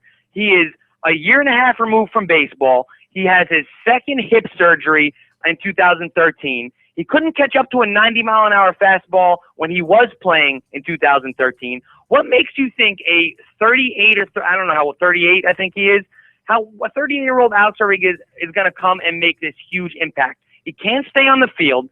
He was diminishing before he got suspended. He's not on PEDs that we know. What I mean, I just don't get how people can call the radio stations and can write blogs and be on Twitter and say they think that Alex Rodriguez is going to be that guy to help this offense. I think that he is going to be so bad the Yankees are going to have a decision to make whether he needs to be on this team or not. I mean, this is a guy who was getting benched in the postseason for Raul Ibanez. I mean, Dave, I watched his at-bats today. I saw his single. It was a little number, but the 2 pitches before that, he was way, way behind on 2 90-mile-an-hour fastballs. Now, granted, it's his first live at-bat in 2 years, so I got to cut him a little slack, but I just don't think the skills are there anymore. I think he is aged. I think the 2 hip surgeries are going to come into play, and I just don't think that he's going to be the type of guy to give the impact to this team that they're going to need. I think a guy like Garrett Jones is going to have a better year than him. I'm not high on Alex at all this year for a number of reasons. A couple of them I named. So it just makes me so frustrated and blows my mind. I see there's one guy on Twitter called Alex Rodriguez. He's going to come back. He's going to do this. He's going to do that. What makes you think that? I mean, it just blows my mind sometimes. Yeah. Now, do I think he can, maybe the first, month of the season, maybe get a couple of hits and be productive? Yeah, sure. But it's a very long season for a guy his age with the injuries he's had, the time off he's had. I think he's going to break down, Dave, and I'm sure there are people who agree with me. I hope there are people that agree with me. But I think there are a lot of blind Yankee fans out there who, just think of the name Alex Rodriguez. Okay, he's going to have a good year. Right. I just don't see it. No, I mean, I think that's what it is. I think it's just a lot of guys kind of rooting for something to happen rather than actually, reasonably expecting it to happen. Let's go to Ari. He had a point about Rick Porcello. I was kind of interested in it. So tell us what you had with Rick Porcello. Yeah, I mean, I heard this, and I don't know if it's true, but what I heard was Rick Porcello is a guy that gets a lot of ground balls. He doesn't strike a lot of guys out. He gets a lot of ground balls, and so the ballpark doesn't affect that as much as a guy who throws a lot of fly balls, number one. And number two, he was playing in front of the worst defensive infield in the sport the last couple of years with, Miguel Cabrera at third base 2 years ago, at first base last year, just bad defense all around the Tiger infield. So now, he's with the Red Sox. They've got Pablo Sandoval, who's pretty good defensively. They've got Bogarts at shortstop. So maybe that kind of change of scenery with the defense behind him helps his numbers.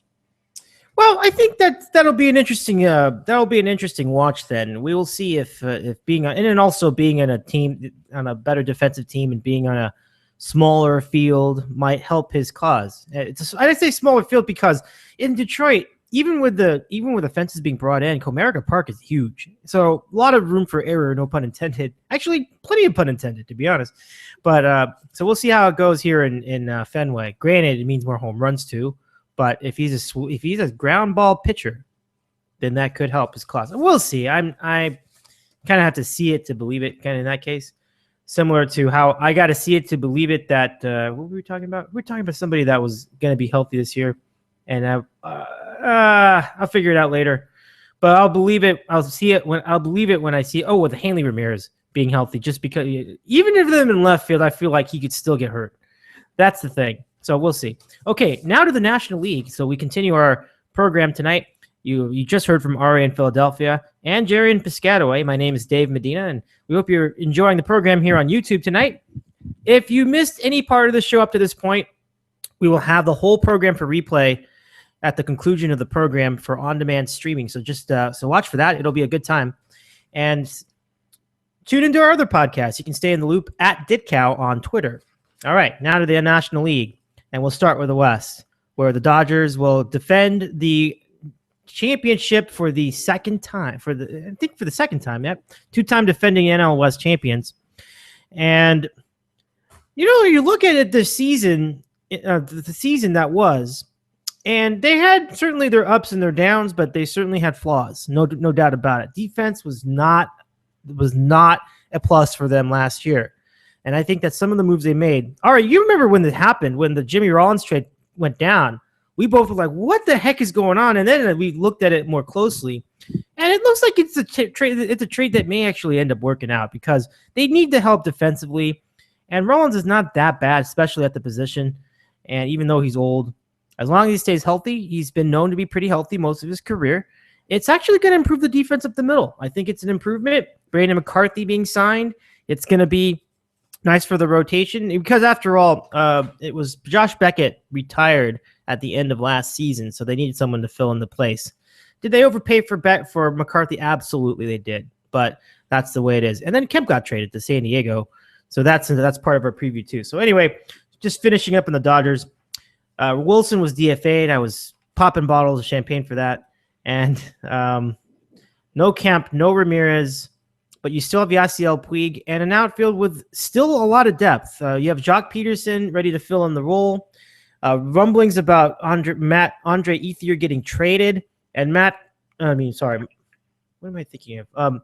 Carl Crawford in left field, who was decent enough to be pretty good last year, and maybe more the same this year, and the aforementioned Puig. So I think this is going to be another very solid year. They've got really the great rotation, and it's not like Greinke or Kershaw are going anywhere. Jansen's hurt, but he should be back by May, and I think it's going to be good, and the bullpen has nowhere to go but up.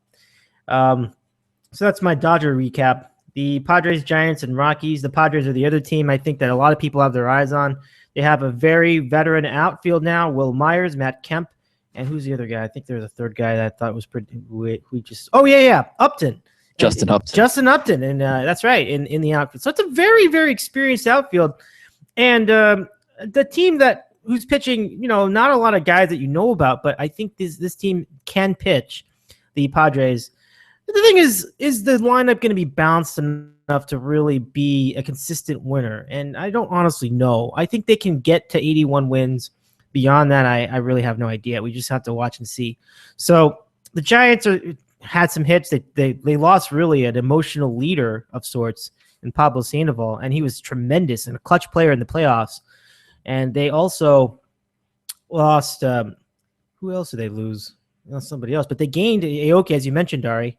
So the Giants are probably not going to the World Series this year. Two reasons. Number one, they lost these two guys. Or they lost one of the guys, and Canes doesn't look good at all. Lincecum, we don't know what he has left, but it also happens to be an odd numbered year, so that rules out World Series contention apparently based on recent history. So we'll see how that plays out. The rest of the division pretty much rubble. Maybe you'll get some nice seasons out of the suddenly old, the Tulowitzki and Carlos Gonzalez. We'll see. So that's the NL West in a nutshell. Let's now get your look at it. Ari, you've got the floor first. I got to pick the Dodgers, Dave. And just an aside, I hope that at some point this season you'll actually be able to watch the Dodgers. I know. Doesn't look like it, though. That's the worst part of that. I think you need to move out of Los Angeles, and everyone out of Los Angeles can watch the Dodgers every night. All you got to do is pay for MLB.TV. I have it already. Vin Scully, 162 games a year, but you're going to get blacked out. So you need to move. But anyway, hopefully you guys will see the Dodgers soon. That TV scenario is a disaster. But as far as on the field goes, I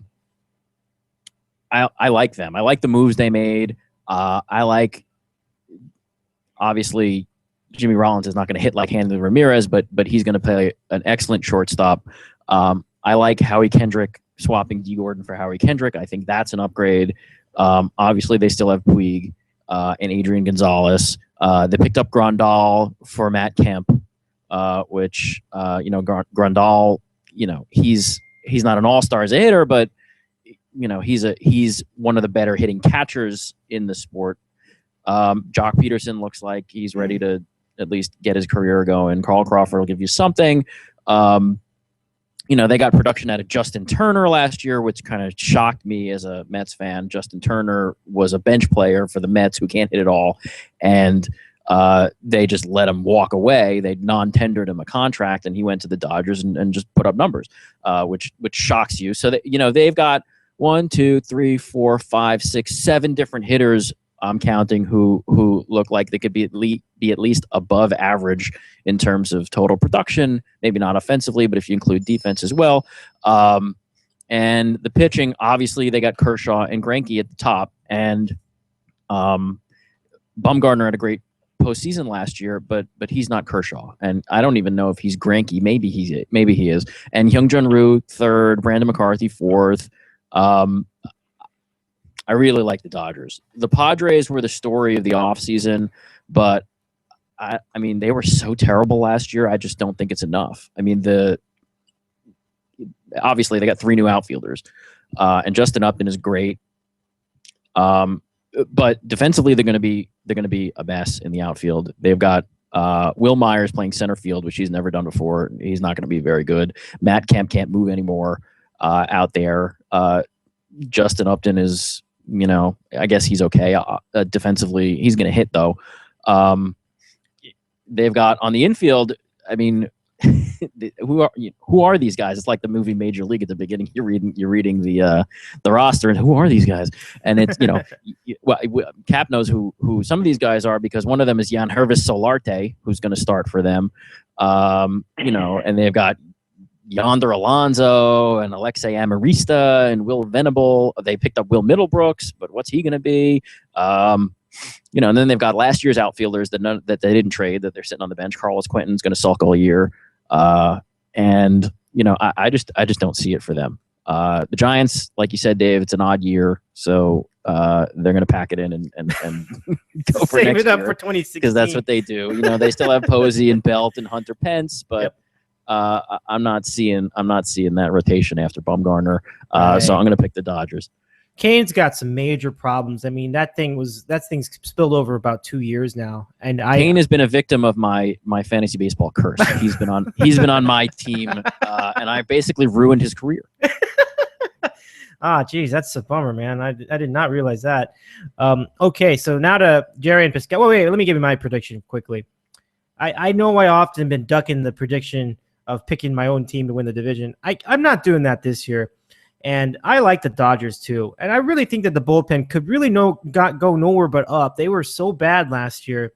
I think this is going to be a better bullpen. They have Peralta, and I think they'll mix around some other guys that they've picked up here and there. I think David Aardsma was in on it somewhere in there. So that's what they should do. They shouldn't try to pay for relief pitching.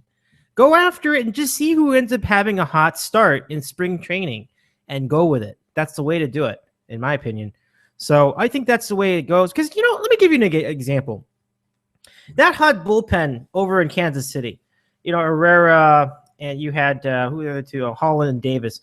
How do you know they're going to be that hot next year? I mean, they probably will, but you can't guarantee anything with relief pitching. So that's why I feel like paying for these guys makes no sense. And when they had a contract, when they gave Wilson a contract like, I don't know, $10 million, that just seems so dumb. So anyway, I think there won't be so much of that this year. Brandon League is still going to be a problem, but he does have a good fastball, so maybe we'll see if he can control that fastball and get some outs. So I like the Dodgers too, even though they've lost Kemp. They've been saying, now, Gerry, I don't know if you agree with this, but they were saying that he was a cancer in the clubhouse and he was a big problem with chemistry. I'm such a Matt Kemp homer Yeah, they were saying that Kemp was like a real problem, that he was sulking and stuff like that. I don't know how much of that is true, but we're going to see whether that there's some credence to the chemistry issue with Matt Kemp this year as we see the Dodgers and Padres play against each other. Yeah, I've seen videos of him and Puig actually bump heads. I think it was 1 or 2 times. You would know better than me. I mean, I was just about to say you watch all the Dodgers games. Which I used to. Which is absolutely absurd. But you follow them more on a daily basis than I do. I'm sure you read some different reports, the beat writer, so you would know better than me. But I do remember seeing a YouTube video where Puig and Kemp kind of got into it. I do remember that. But I also remember a video that when Matt Kemp was playing against the Giants, there was a disabled kid in the crowd, kid with cancer in the crowd.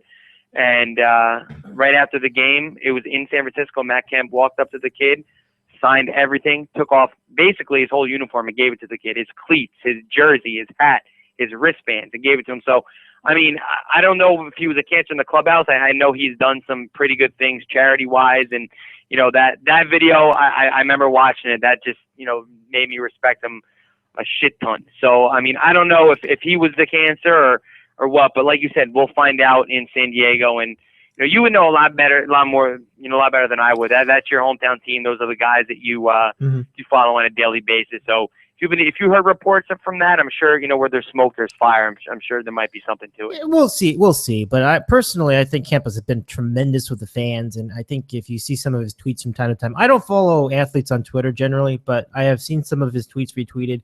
He seems like a class individual, at least with the fans. So I just can't. Lucky you didn't follow Kurt Schilling, Dave. You might be out of a job. Oh my gosh, Kurt Schilling, that disaster! Holy mackerel! But crazy. Yeah, it's nuts. It's nuts. So I'm going to pick the Dodgers as well. Now, Gerry, let's get your predictions for the division. No, I'm going to go with you guys, not to pick chalk, but I do think the Dodgers do have the superior team in the division. I also agree with you guys on the Padres. I think that, they made some really nice headlines in this offseason, but like Ari said, they were so bad last year, and they had, a lot more holes to fill than what they did. Their infield, like you said, is a bunch of nobodies. The rotation is going to be headed by James Shields, who I think, if he stays healthy, pitching in that huge ballpark, for 82 games, I think he could have a good season. But other than that, I think Will Myers was a good get for them. He's a kid who is young, who had a breakout rookie year. He had, injury riddle last year, really down year. I still think he has a lot of potential. I think he could turn out to be a good player. Or, you never know. Maybe he just, had that 1 year and then, kind of blew his load. So who knows? But I do think he has some potential. I do think he does have a lot of skill, and I think he could be a player for them down the road. Now, Matt Kemp is going to be interesting. I see, his numbers. He had a decent year last year, pretty good year last year. We'll see if that will translate to his new team in the Padres. And Justin Upton, like you guys mentioned, is great. That was a guy I've been screaming for about 3 years for the Yankees. And, of course they don't get him because Brian Cashman's a fucking idiot. But anyway, no, I love him. And the thing was, I think we talked about this on the board that, Justin Upton was a guy who was going to hit free agency. So the Yankees didn't want to give up significant pieces to get him, which I understood.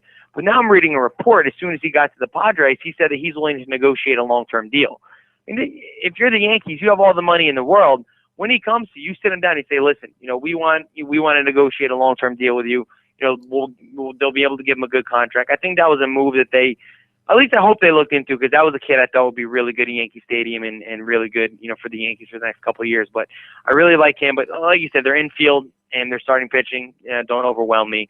I think there's a lot more moves that need to be done before I consider them a contender. I think the Dodgers have two of the best pitchers in baseball. Like you said, Dave, their bullpen will have the potential to be very good. And like Ari said, I do like some of the moves they made, bringing Howie Kendrick in.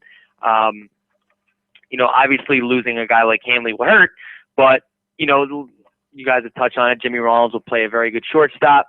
The defense will be shored up. And, I think that they would be the team to beat in the division. I'm interested to see how that Yasmani Tomas does on Arizona, though. He came in with some hype, got a pretty big deal, and I want to see how he does. I don't expect him to be a Jose Abreu or anything like that, but I want to see, what his skill set, is, and if he can be a player down the road for them, because he was a guy who I read about on some Yankee message boards for the past year or two who has some potential. So, but, like I said, the Giants, I'm really down on. And Dave, looking at these lineups, and even last year's lineups of teams like the Giants, and, it just, compared to the lineups that we just read off in the AL East, and, it's crazy. I mean, the Giants, 5-hitter is Hunter Pence. I mean, good player, but, nothing that really jumps off the page at you. So I agree with you guys. I think, Matt Cain is going to be a big issue for them. Who knows with Lincecum? And I think after Bumgarner, there's a ton of question marks and mediocrity there. So I'm with you guys. I'm going to go with the Dodgers. And I'm interested to see what the Padres end up doing this year. I don't think they're going to be, good enough to make a push for the division, but with all the moves they made, it's going to be interesting to see if they get some mojo there and some excitement and actually do play better than last year. So we'll see what happens. Yeah, we will see what happens. And I'll tell you another team that has been getting overhyped of late, and it's the Chicago Cubs. So this takes us now to the NL Central in our MLB 2015 season preview. Ari in Philadelphia has been with us the whole 2 hours, as is Gerry and Piscataway. Let's go to Ari now for your thoughts on the Central Division. I I don't know. I keep thinking I have it in the back of my mind that Back to the Future Part 2 is a big reason why the Cubs are such a big favorite. Other than that, it's a pretty good young team that had a couple of big splashy signings in the offseason, and they would be Joe Madden, their new manager, and John Lester in free agency after having been traded from Boston to Oakland. Lester had a decent, he did okay, but not great. He wasn't really that great the latter half of the year. So I wonder if this is all much ado about nothing, the hype with the Cubs, because they don't really have any indication. They didn't have any indication last year that they were going towards a playoff spot.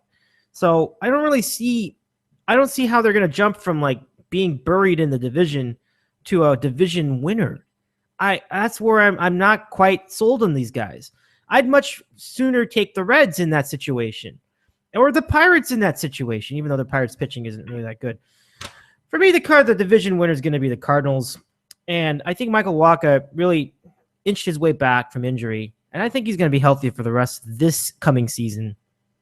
I like them. And, you just never count them out. I think certainly it's not a team that really will hit it out of the ballpark a lot, but I think they've got very good pitching. And I think and their bullpen, I think, will continue to be decent. Well, their bullpen isn't really that good as it was like in 2011, but I think they'll be all right. So that's my quick look at it. I've got the Cardinals winning the division, but it's wide open. I mean, the NL Central, we mentioned it in hour one. It's a wide open division. So, Ari, let us give you the microphone. What are you seeing in the NL Central? I'm going to agree with you about the Cubs, but I am not going to agree with your pick to win the division. The Cubs, their lineup, I mean, for all the talk all in the offseason, everything we heard, everything I heard as a Mets fan was the Cubs have all these position player prospects that they should trade for some of the Mets pitching prospects and, improve themselves. Both teams should improve themselves by doing that. I'm not seeing any of those prospects that are ready to play this year. So, Anthony Rizzo is a star. Jorge Soler is good. Chris Bryant is ready to be a star, but I don't think they're going to have him up. And that's the most telling thing about the Cubs. They're still playing this Super 2 salary free agency game with Chris Bryant. And the fact that they're not going to start him on opening day tells me they don't think they're going to win. So, because that guy he's ready to lead the major leagues in home runs from everything I've heard. So, and they're going to start him in AAA basically to keep his salary down and to bring him up in June, which is what teams do when they don't think they're going to win this year. So I don't have confidence in their lineup beyond Anthony Rizzo unless they change their mind to bring up Chris Bryant. The pitching, obviously they went out and got John Lester, who they desperately needed. And but beyond him, I'm not excited. Jake Arrieta is good. Jason Hamill is good. Okay. Who else do they have here? Travis Wood. I don't know. Kyle Hendricks. I'm not excited about anything I see over there. I'm not buying the Cubs this year. I'm not saying that their rebuild isn't progressing nicely, but I'm not buying them this year. My pick this year is the Pittsburgh Pirates. It's a good pick. It's a good pick. I think on the offensive side, they are a very well-balanced and stacked team, obviously led by Andrew McCutchen, who is one of the biggest stars in the game, obviously we all know, but they also have Starling Marte and Josh Harrison and Neil Walker at second base. Pedro Alvarez might be better. After that, it gets a little shaky. Francisco Cervelli is catching for them. And Chris Stewart is the backup. So, Pirates have and before that last year, it was Russell Martin. So they seem to have a thing for ex-Yankee catchers. But anyway, they also Gregory Polanco, who's their up and coming, one of their many up and coming prospects. I think that they're a well-balanced team on the offensive side. Pitching wise, it's tough. It's interesting, right? Yeah, they got Garrett Cole, who looked good. Liriano's looked good the last couple of years, but he's kind of shaky. Beyond him, what do you have? AJ Burnett. in what he's already announced is his last season, which his last season should have been a couple of seasons ago. Vance Worley, who I don't know, but I'm still going to pick the Pirates because I like them offensively. The Cardinals, they're going to be good every year. I don't know how they do it, considering their market size and what they're. I don't know how they afford to pay these guys, and I don't know how they continue building this farm system. It's like magic what they do, but their pitching doesn't excite me either. They have Wainwright, who, of course, because it's the Cardinals, he had an abdominal injury that turned out to be nothing serious, and he's going to be fine. Which, if it was any other team, he'd have an abdominal injury and he'd be out for 8 weeks. But he's Adam Wainwright, and they're the Cardinals, and so everything works out for them. But still, he's a year older, and, Lance Lynn, I don't know, Michael Wacha, these guys, the health is questionable.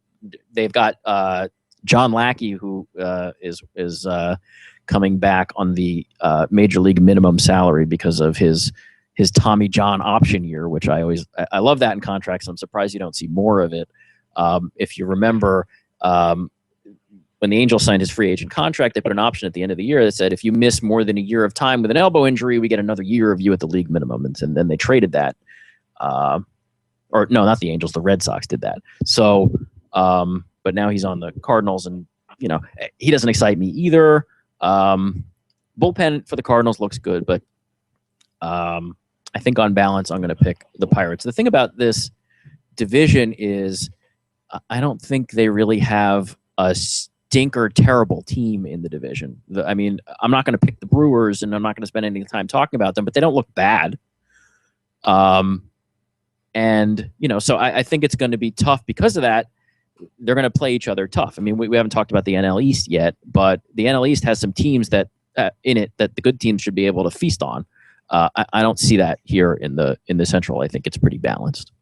It is, and the Reds too look like a pretty balanced team, especially their lineup. I think you still, we haven't forgotten completely about Joey Votto and Brandon Phillips and even Marlon Byrd in left field and Jay Bruce. These guys aren't that bad, and I think it's a team that also could be right in the middle. They were. This is how it played out last year. You had the Reds and the Pirates really duking it out, or maybe the Reds were playing the rule of spoiler on the last day of the season. But I remember the Pirates and the Cardinals both were still that close to deciding that division. It was that close. There was a chance. It was a slim chance, but they had a chance that did the Pirates to win the division outright. So that was a big day. That was a big day because you can see that the Cardinals really went to different places because they were able to hang on to that division. So, yeah, it's wide. As we said, it's wide open. It's wide open. It's interesting that we leave out the Brewers, but like you said, it's not like they're not completely miserable. So now let's go to Gerry in Piscataway for his thoughts about the NL Central in a wide open division. How do you see it? I agree with you guys on the Cubs. I've been a proponent of them. I've said on Twitter, I've said on the board the past couple, I think a year or so. The Cubs are coming, man. I'm very impressed with Rizzo. Soler was a kid the Yankees really wanted. They put in a bid for him. Of course, they missed out on him, another, a Cuban player, but I think that's a kid with potential. I think he's going to be good. And Baez as well. I think Baez, although he did not have the greatest of years last year, he's another kid I know they were high on. But they got Chris Bryant and Addison Russell in their system. Chris Bryant, the guy is projected to be an absolute stud. His minor league numbers are mind-boggling. And Addison Russell was considered as one of the best position prospects in baseball when he was traded by the A's. And I agree with Ari. The fact that they're not bringing these guys up right away, which means they don't think they're going to win this year, and I don't think they're going to win this year either. But I do think they're coming. I think that next year or two, you're going to see some of these guys come up, be productive, and then they're going to have 4 or 5 guys in the lineup who are young. Some homegrown guys who are going to be productive. So I do think they're coming. I've said that for the past, year or so, that, that they do have a very impressive farm system, led by Chris Bryant. So I think that they are coming. As far as some of these other teams, the Reds don't excite me. No? I don't think they'll be a terrible team. Mm-hmm. But I think I'm going to go with, like I said, you guys know the NL a lot better than me. But I think I'm going to go with Ari with Pittsburgh. I do think they're the most balanced team. I think their offense their pitching and their bullpen. I think they're a real balanced team. I do like St. Louis as well, though, Dave.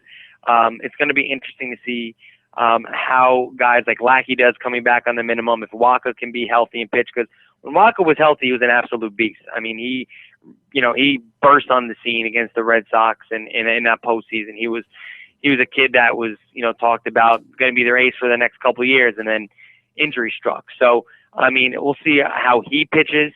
Their lineup, I think getting Jason Hayward definitely helps. I think he's a very good player. Matt Holliday's always been solid and consistent for them.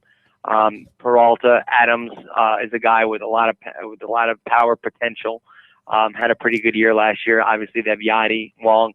So I think it's going to be between St. Louis and Pittsburgh. I love Andrew McCutchen. I think that he is one of the best players in the game. I think those are the two cream of the crop in that division. The Cubs, I think, are a couple years, maybe a year or two, maybe 2 years away from putting themselves into that conversation. But I think I'm going to go with Pittsburgh, but I would not be shocked if St. Louis ends up winning that division. I think both teams are going to be pretty much battling out towards the end. I like these predictions. I think the Pirates are certainly have every shot at it, as the Cardinals would, or even anybody else in that division would. I also agree with you 100% about the Cubs being a good team next year. I think next year or even the year after that, they are going to look really good. But it's just too soon right now. Like you said, these guys aren't ready yet. I just think they need another year. But so I'm not saying they're not going to be a good team eventually, but they just aren't going to be a good team this season, because this stuff takes time. Like, Rome was not built overnight, and neither was really anything, honestly. So the only thing you can build overnight is a lemonade stand. I think that's it. But all right, your thoughts about the Cubs as far as the next 2 years? Do you think that eventually the Cubs will be a big team? Yeah, I do. I agree with what Gerry said. I think, Javier Baez and Starlin Castro and Jorge Soler and Chris Bryant and Addison Russell, that's already too many guys to play, and they're all going to be probably really good. Anthony Rizzo is already really good. They just need pitching. And some of the guys are not ready yet this year. So yeah, exactly. This year they're going to play Dexter Fowler and Chris D'Onofrio and guys like that. When they could be playing Chris Bryant, and they're not doing it because they're dicking around with his salary, which is a very Wilponian thing to do. And they're doing it for the same reason the Wilpons did it. Why pay the guy for years when you're going to stink?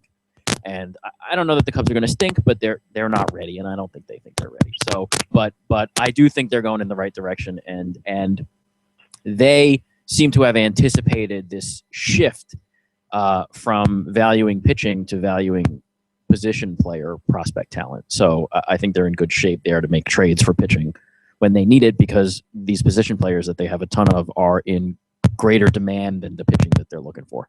Interesting observations. All right, so that does it for the Central. I have picked the Cardinals to win. Our colleagues have picked the Pirates. So now we move to our final division preview, the National League East. And what a division it is for one team. For the Washington Nationals, this is going to be a great year. I don't see any reason for them not to win the division. But that doesn't mean that the other teams are fodder. I think that the Mets fans, I think you might agree with this, that the Mets fans have reason to be excited this year. It's a pretty good rotation. Matt Harvey's coming back, and there's been a lot of rumblings about Syndergaard, although I know there was an incident involving, was it Syndergaard or somebody else? Was it Syndergaard with the plate of food in the dugout that it was Syndergaard. It was like a scene out of A Few Good Men, with David Wright and Bobby Parnell teaching Noah Syndergaard the code of conduct. Right. But yeah, because he was eating lunch in the clubhouse in the middle of an intra-squad game when he's supposed to be, I guess, cheering on his team. Which team is that in an intra-squad game? I don't really know. He wasn't assigned to either of the rosters, right. But he's, David Wright's point was basically, if you're a kid and if there's an opportunity for you to learn something, you got to be out there learning something. to me, there's always going to be an opportunity to learn something, and when is he supposed to eat lunch? But but I don't know. I'm not an athlete. And I'm not a teammate like that. So maybe these guys are right. I don't know. But yeah, that was yesterday's top story for about an hour until Daniel Murphy decided to run his mouth about gay people, and then he took over the headlines from Noah Syndergaard, and so it's just another day in Mets land. Yeah, no kidding. So as for the rest of the division, do you see the Nationals as the team to beat? And I'd also like to hear a little bit about the Braves, because the Braves have lost a lot lately. I mean, they gained Nick Markakis, but the two I think one of the Uptons. Oh yeah, his name is M. Upton now. That's right. They changed his name because remember, you had Justin Upton and you had BJ Upton. BJ Upton. Now he's Melvin. Yeah, exactly. Melvin Upton. That's right. So he's still around, and Alberto Callaspo at second base. And Chris Johnson. And then remember, Hayward was supposed to be the big guy there, and he's moved on to greener pastures, as you can see. Let's now catch up on the Braves and the NL East. How do you see it? Whose division is it? Oh, well, I don't think there's any question. Well, we all say this. We all say this every year. There's the one team that's supposed to win that doesn't win. Right. But I don't see how the Nationals aren't going to run away with this division, like you said, Dave. The Nationals basically have an all-star team. The Nationals they had a rotation with 5 guys in it that were really, really good, and then they went out and got Max Scherzer. And now they have a rotation with 6 guys in it that are really, really good.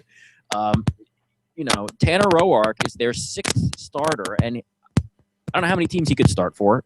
Half the teams, more than half the teams in baseball. I mean, he had a really good year last year, and now he doesn't even have a spot in their rotation because they've got Max. I remember 2 years ago, the Nationals came to Citi Field to play against the Mets, and Steven Strasburg was pitching against Matt Harvey. And Matt Harvey got the better of that game, and the fans were chatting, Harvey's better. And, maybe Harvey is better, but you know what? Steven Strasburg is now the number 3 pitcher on this team. Wow. So that's where they're at. So, Gio Gonzalez is their 5th starter. He wasn't very good last year, but he's been very good in his career. Doug Fister is really good. Jordan Zimmerman is terrific. Strasburg is terrific. And Max Scherzer, he's an all-world pitcher. And, their bullpen, they lost Tyler Clippard out of their bullpen. They've got Drew Storen closing, who I'm not excited about. But their rotation is just insane. Now, the Phillies had a rotation like this 3 years ago, and they won over 100 games, but they didn't make it out of the first round of the playoffs, so you don't really know. But if we're talking about regular season predictions, I don't see how anyone else wins this division. They've got Anthony Rendon, they've got Bryce Harper, they've got Ryan Zimmerman now at first base. Ian Desmond is one of the best shortstops in the game. Jason Worth, Denard Span, they've got Yunel Escobar now playing second base. It doesn't stop with them. No, it really, yeah. I don't think anybody has a shot, but and I say that as a fan of one of the other teams in the division, right? But I will say for the Mets, on the wild card note, I think because they're in the East and they're competing in the wild card against teams like the Pirates and the Cardinals and the Reds and the Giants and the Padres, the Mets and the Marlins too have the Phillies and the Braves to just beat up that these teams in the Central don't have. I mean, the Mets get to play the Phillies 18 times and the Braves 18 times, and the teams in the Central don't have a team like that to beat up on. So if the Mets or the Marlins or both can beat up on these bad teams, they can put themselves in a really good position for a wild card. But I don't think anybody's touching the Nationals in this division. Yep, that's pretty much how I see it too. I mean, there'll be some things to watch in these for the other teams in the division. The Mets, I like their pitching staff. I do. I can't really speak to the bullpen, but that rotation has so much potential. I'm a big fan, and we'll see. I mean, DeGrom, Syndergaard, and Harvey. We'll see how well he does coming back from his TJ surgery. It'll be good. And in the Marlins, we have Jose Fernandez back from his Tommy John surgery. He's not actually back till June. Right. I mean, not right away, man. But this year he'll be back. Yeah, that's correct. He'll be back in June. And And there'll be something to watch like in the middle of the year, see how that goes. Giancarlo Stanton, and I mean that's about it. I mean, I guess there's not much of a team. Michael Morse ended up over there from the San Francisco Giants, so now he's Christian Yelich won a Gold Glove, I think, last year, and he's pretty good out in the outfield. Marcelo Ozuna, they got Martin Prado from the Yankees. They picked up D. Gordon from the Dodgers. We'll see what he does. Yeah, but their shortstop's a highlight reel, man. Yeah, that's right. Echeverria, right? Yeah. I can't pronounce it either. There's things to watch, but it is definitely real separation. This is like the only division I can think of that has major separation like this. Maybe my division, the West, would too, but this is going to be some serious separation this year. And I'm not speaking just out of my mouth. That's how it's played out for like 2 years. So I like the Nats are a great regular season team. They can't get out of the first round in the playoffs, but they are good in the regular season. So we will see how they do this year. I'm expecting good things. So, Cap, let's see, get you to round it out. How do you see the NL East? I mean, it's really hard to pick against the Nationals for obvious reasons and everything that you guys stated. Their pitching staff is loaded. They have a very potent offense. And I think a lot like the Cubs, I think the Mets are a team that they're definitely a team that could make a wild card spot, push for a wild card spot. I look at, their rotation, and I'm just reading off some of their pitchers. They have 8 guys who could be starters, and Harvey, Colon, Neese, Wheeler, DeGrom, G, Montero, and Syndergaard. I mean, they're top guys like Harvey, DeGrom, Wheeler. I mean, they have the pieces that, this year, Wheeler can use it to grow. Harvey, if he comes back being Harvey and DeGrom being DeGrom, I mean, you guys can have, speaking of Ari, the Met fan, I mean, you guys can have one of the best pitching staffs in all of baseball. I mean, I think that obviously your offense is hindered a little bit. You got to hope some of the guys stay healthy. I'm not, obviously I've said it for the past 2 years. I'm not real big on Granderson. Got to hope Kadire can come in and make an impact. Murphy could hit like he hit last year. And, you never know. This is a team that could play in a wild card game. And if I'm a Mets fan and I have that 1 game wild card, and all hands on deck, I feel completely confident being able to start maybe a guy like Harvey or a guy like DeGrom, bring one of those guys out of the bullpen, one of the starting pitchers out of the bullpen, pitch a couple innings. I mean, that's a team that if they get into that 1 game playoff, they would not be a team I would want to see just because of the arms that they have. I think that they are getting closer. I've been high on the Mets rotation for the past year or so, ever since Harvey bursted onto the scene. I mean, they really do have a lot of good young pieces. I think Sandy Alderson did win a bunch of trades, and we talk about it on the board a little bit about the Wilpons and Alderson. It's just a shame that if these were the Mets of the year when if these are the Mets of when they used to sign guys like Santana and Beltran and guys like that, and they were able to go out and spend some money, they would be a very, very, very dangerous team. You add another big hitter or two to that lineup with that rotation, and forget about it. That's a team that's on the rise. But they have a lot of good young arms and a lot of pieces that maybe they can make a trade down the line. So I do like the direction the Mets are going in. But like you guys have mentioned, the Nationals just look absolutely stacked. Now that doesn't make me believe they're going to win the World Series, but I do think they will be the team to come out in the NL East, and I think Miami will come out behind them. Giancarlo Stanton is one of the best players in baseball. See how Fernandez is when he gets back, and they have a pretty good outfield. Defensively, their infield is good. I think Prado will be a nice bat for them. He's a versatile guy who isn't a bad offensive player. So I think they're a team that's going to be improved as well. But it's damn near impossible to pick against the Nationals this year, so I'm going to go with them. All right, well, that'll do it. I mean, we have all the divisions covered. It is going to be a great season, and boy, it's going to be fun. I'm looking forward to that. Guys, this has really been a great time. I thank you both for being a part of it, and I hope we can do it again next year, too. This has been really fun. What are you looking most forward to for this MLB season 2015? All right, you have the floor first. Well, Cap hit on a lot of it with the Mets. I'm looking forward, I'm a Met fan, so I'm looking forward to watching my team. I'm looking forward to seeing Travis d'Arnaud grow into his own. I'm looking forward to seeing Zach Wheeler hopefully get more efficient. I'm looking forward to seeing a second year from Jacob deGrom. I want to see what Matt Harvey does coming back from his injury. I'm looking forward to hopefully seeing David Wright turn back into David Wright. And I think if a lot of things go right, the Mets could be in the mix. 90 seconds. I like it. Okay, and Gerry, what are you looking most forward to for 2015's MLB season? Not much. No, I'm kidding. I'm just looking forward to the season. There really isn't much to get giddy about for my Yankees. I mean, I pretty much know, what is there. There's no kids coming up, who you want to see, develop and play well. I mean, you got, age all over the place. You got guys who, 60 just seconds. like guys like, I'm going to have to watch fucking Steven Drew every day. I mean, just shoot me. But it's going to be a difficult year for the Yankees, but can't complain. I mean, ever since I've become a Yankee fan, I was a little kid. I had a pretty good run, I'd say. So, but it's going to be frustrating. I just love baseball season. I love every night there's a new story, following the different divisions, following the different teams, and I'm just excited for baseball season. My team won't bring me much excitement, but I'm hoping that this will be a good season to follow. So. We'll see what happens. All right, well, it'll be good. It'll be good things all the way around. Thank you both again for a wonderful podcast. Have a wonderful week and enjoy the season. Play ball. Be good times. Thanks for having us, man. I appreciate it. Great, Ari. Great talking to you. Have a good night, guys. Thank you, Ari. Thank you, Cap. That's it for our show. That's a wonderful job by both Ari and Gerry. I'm Dave Medina.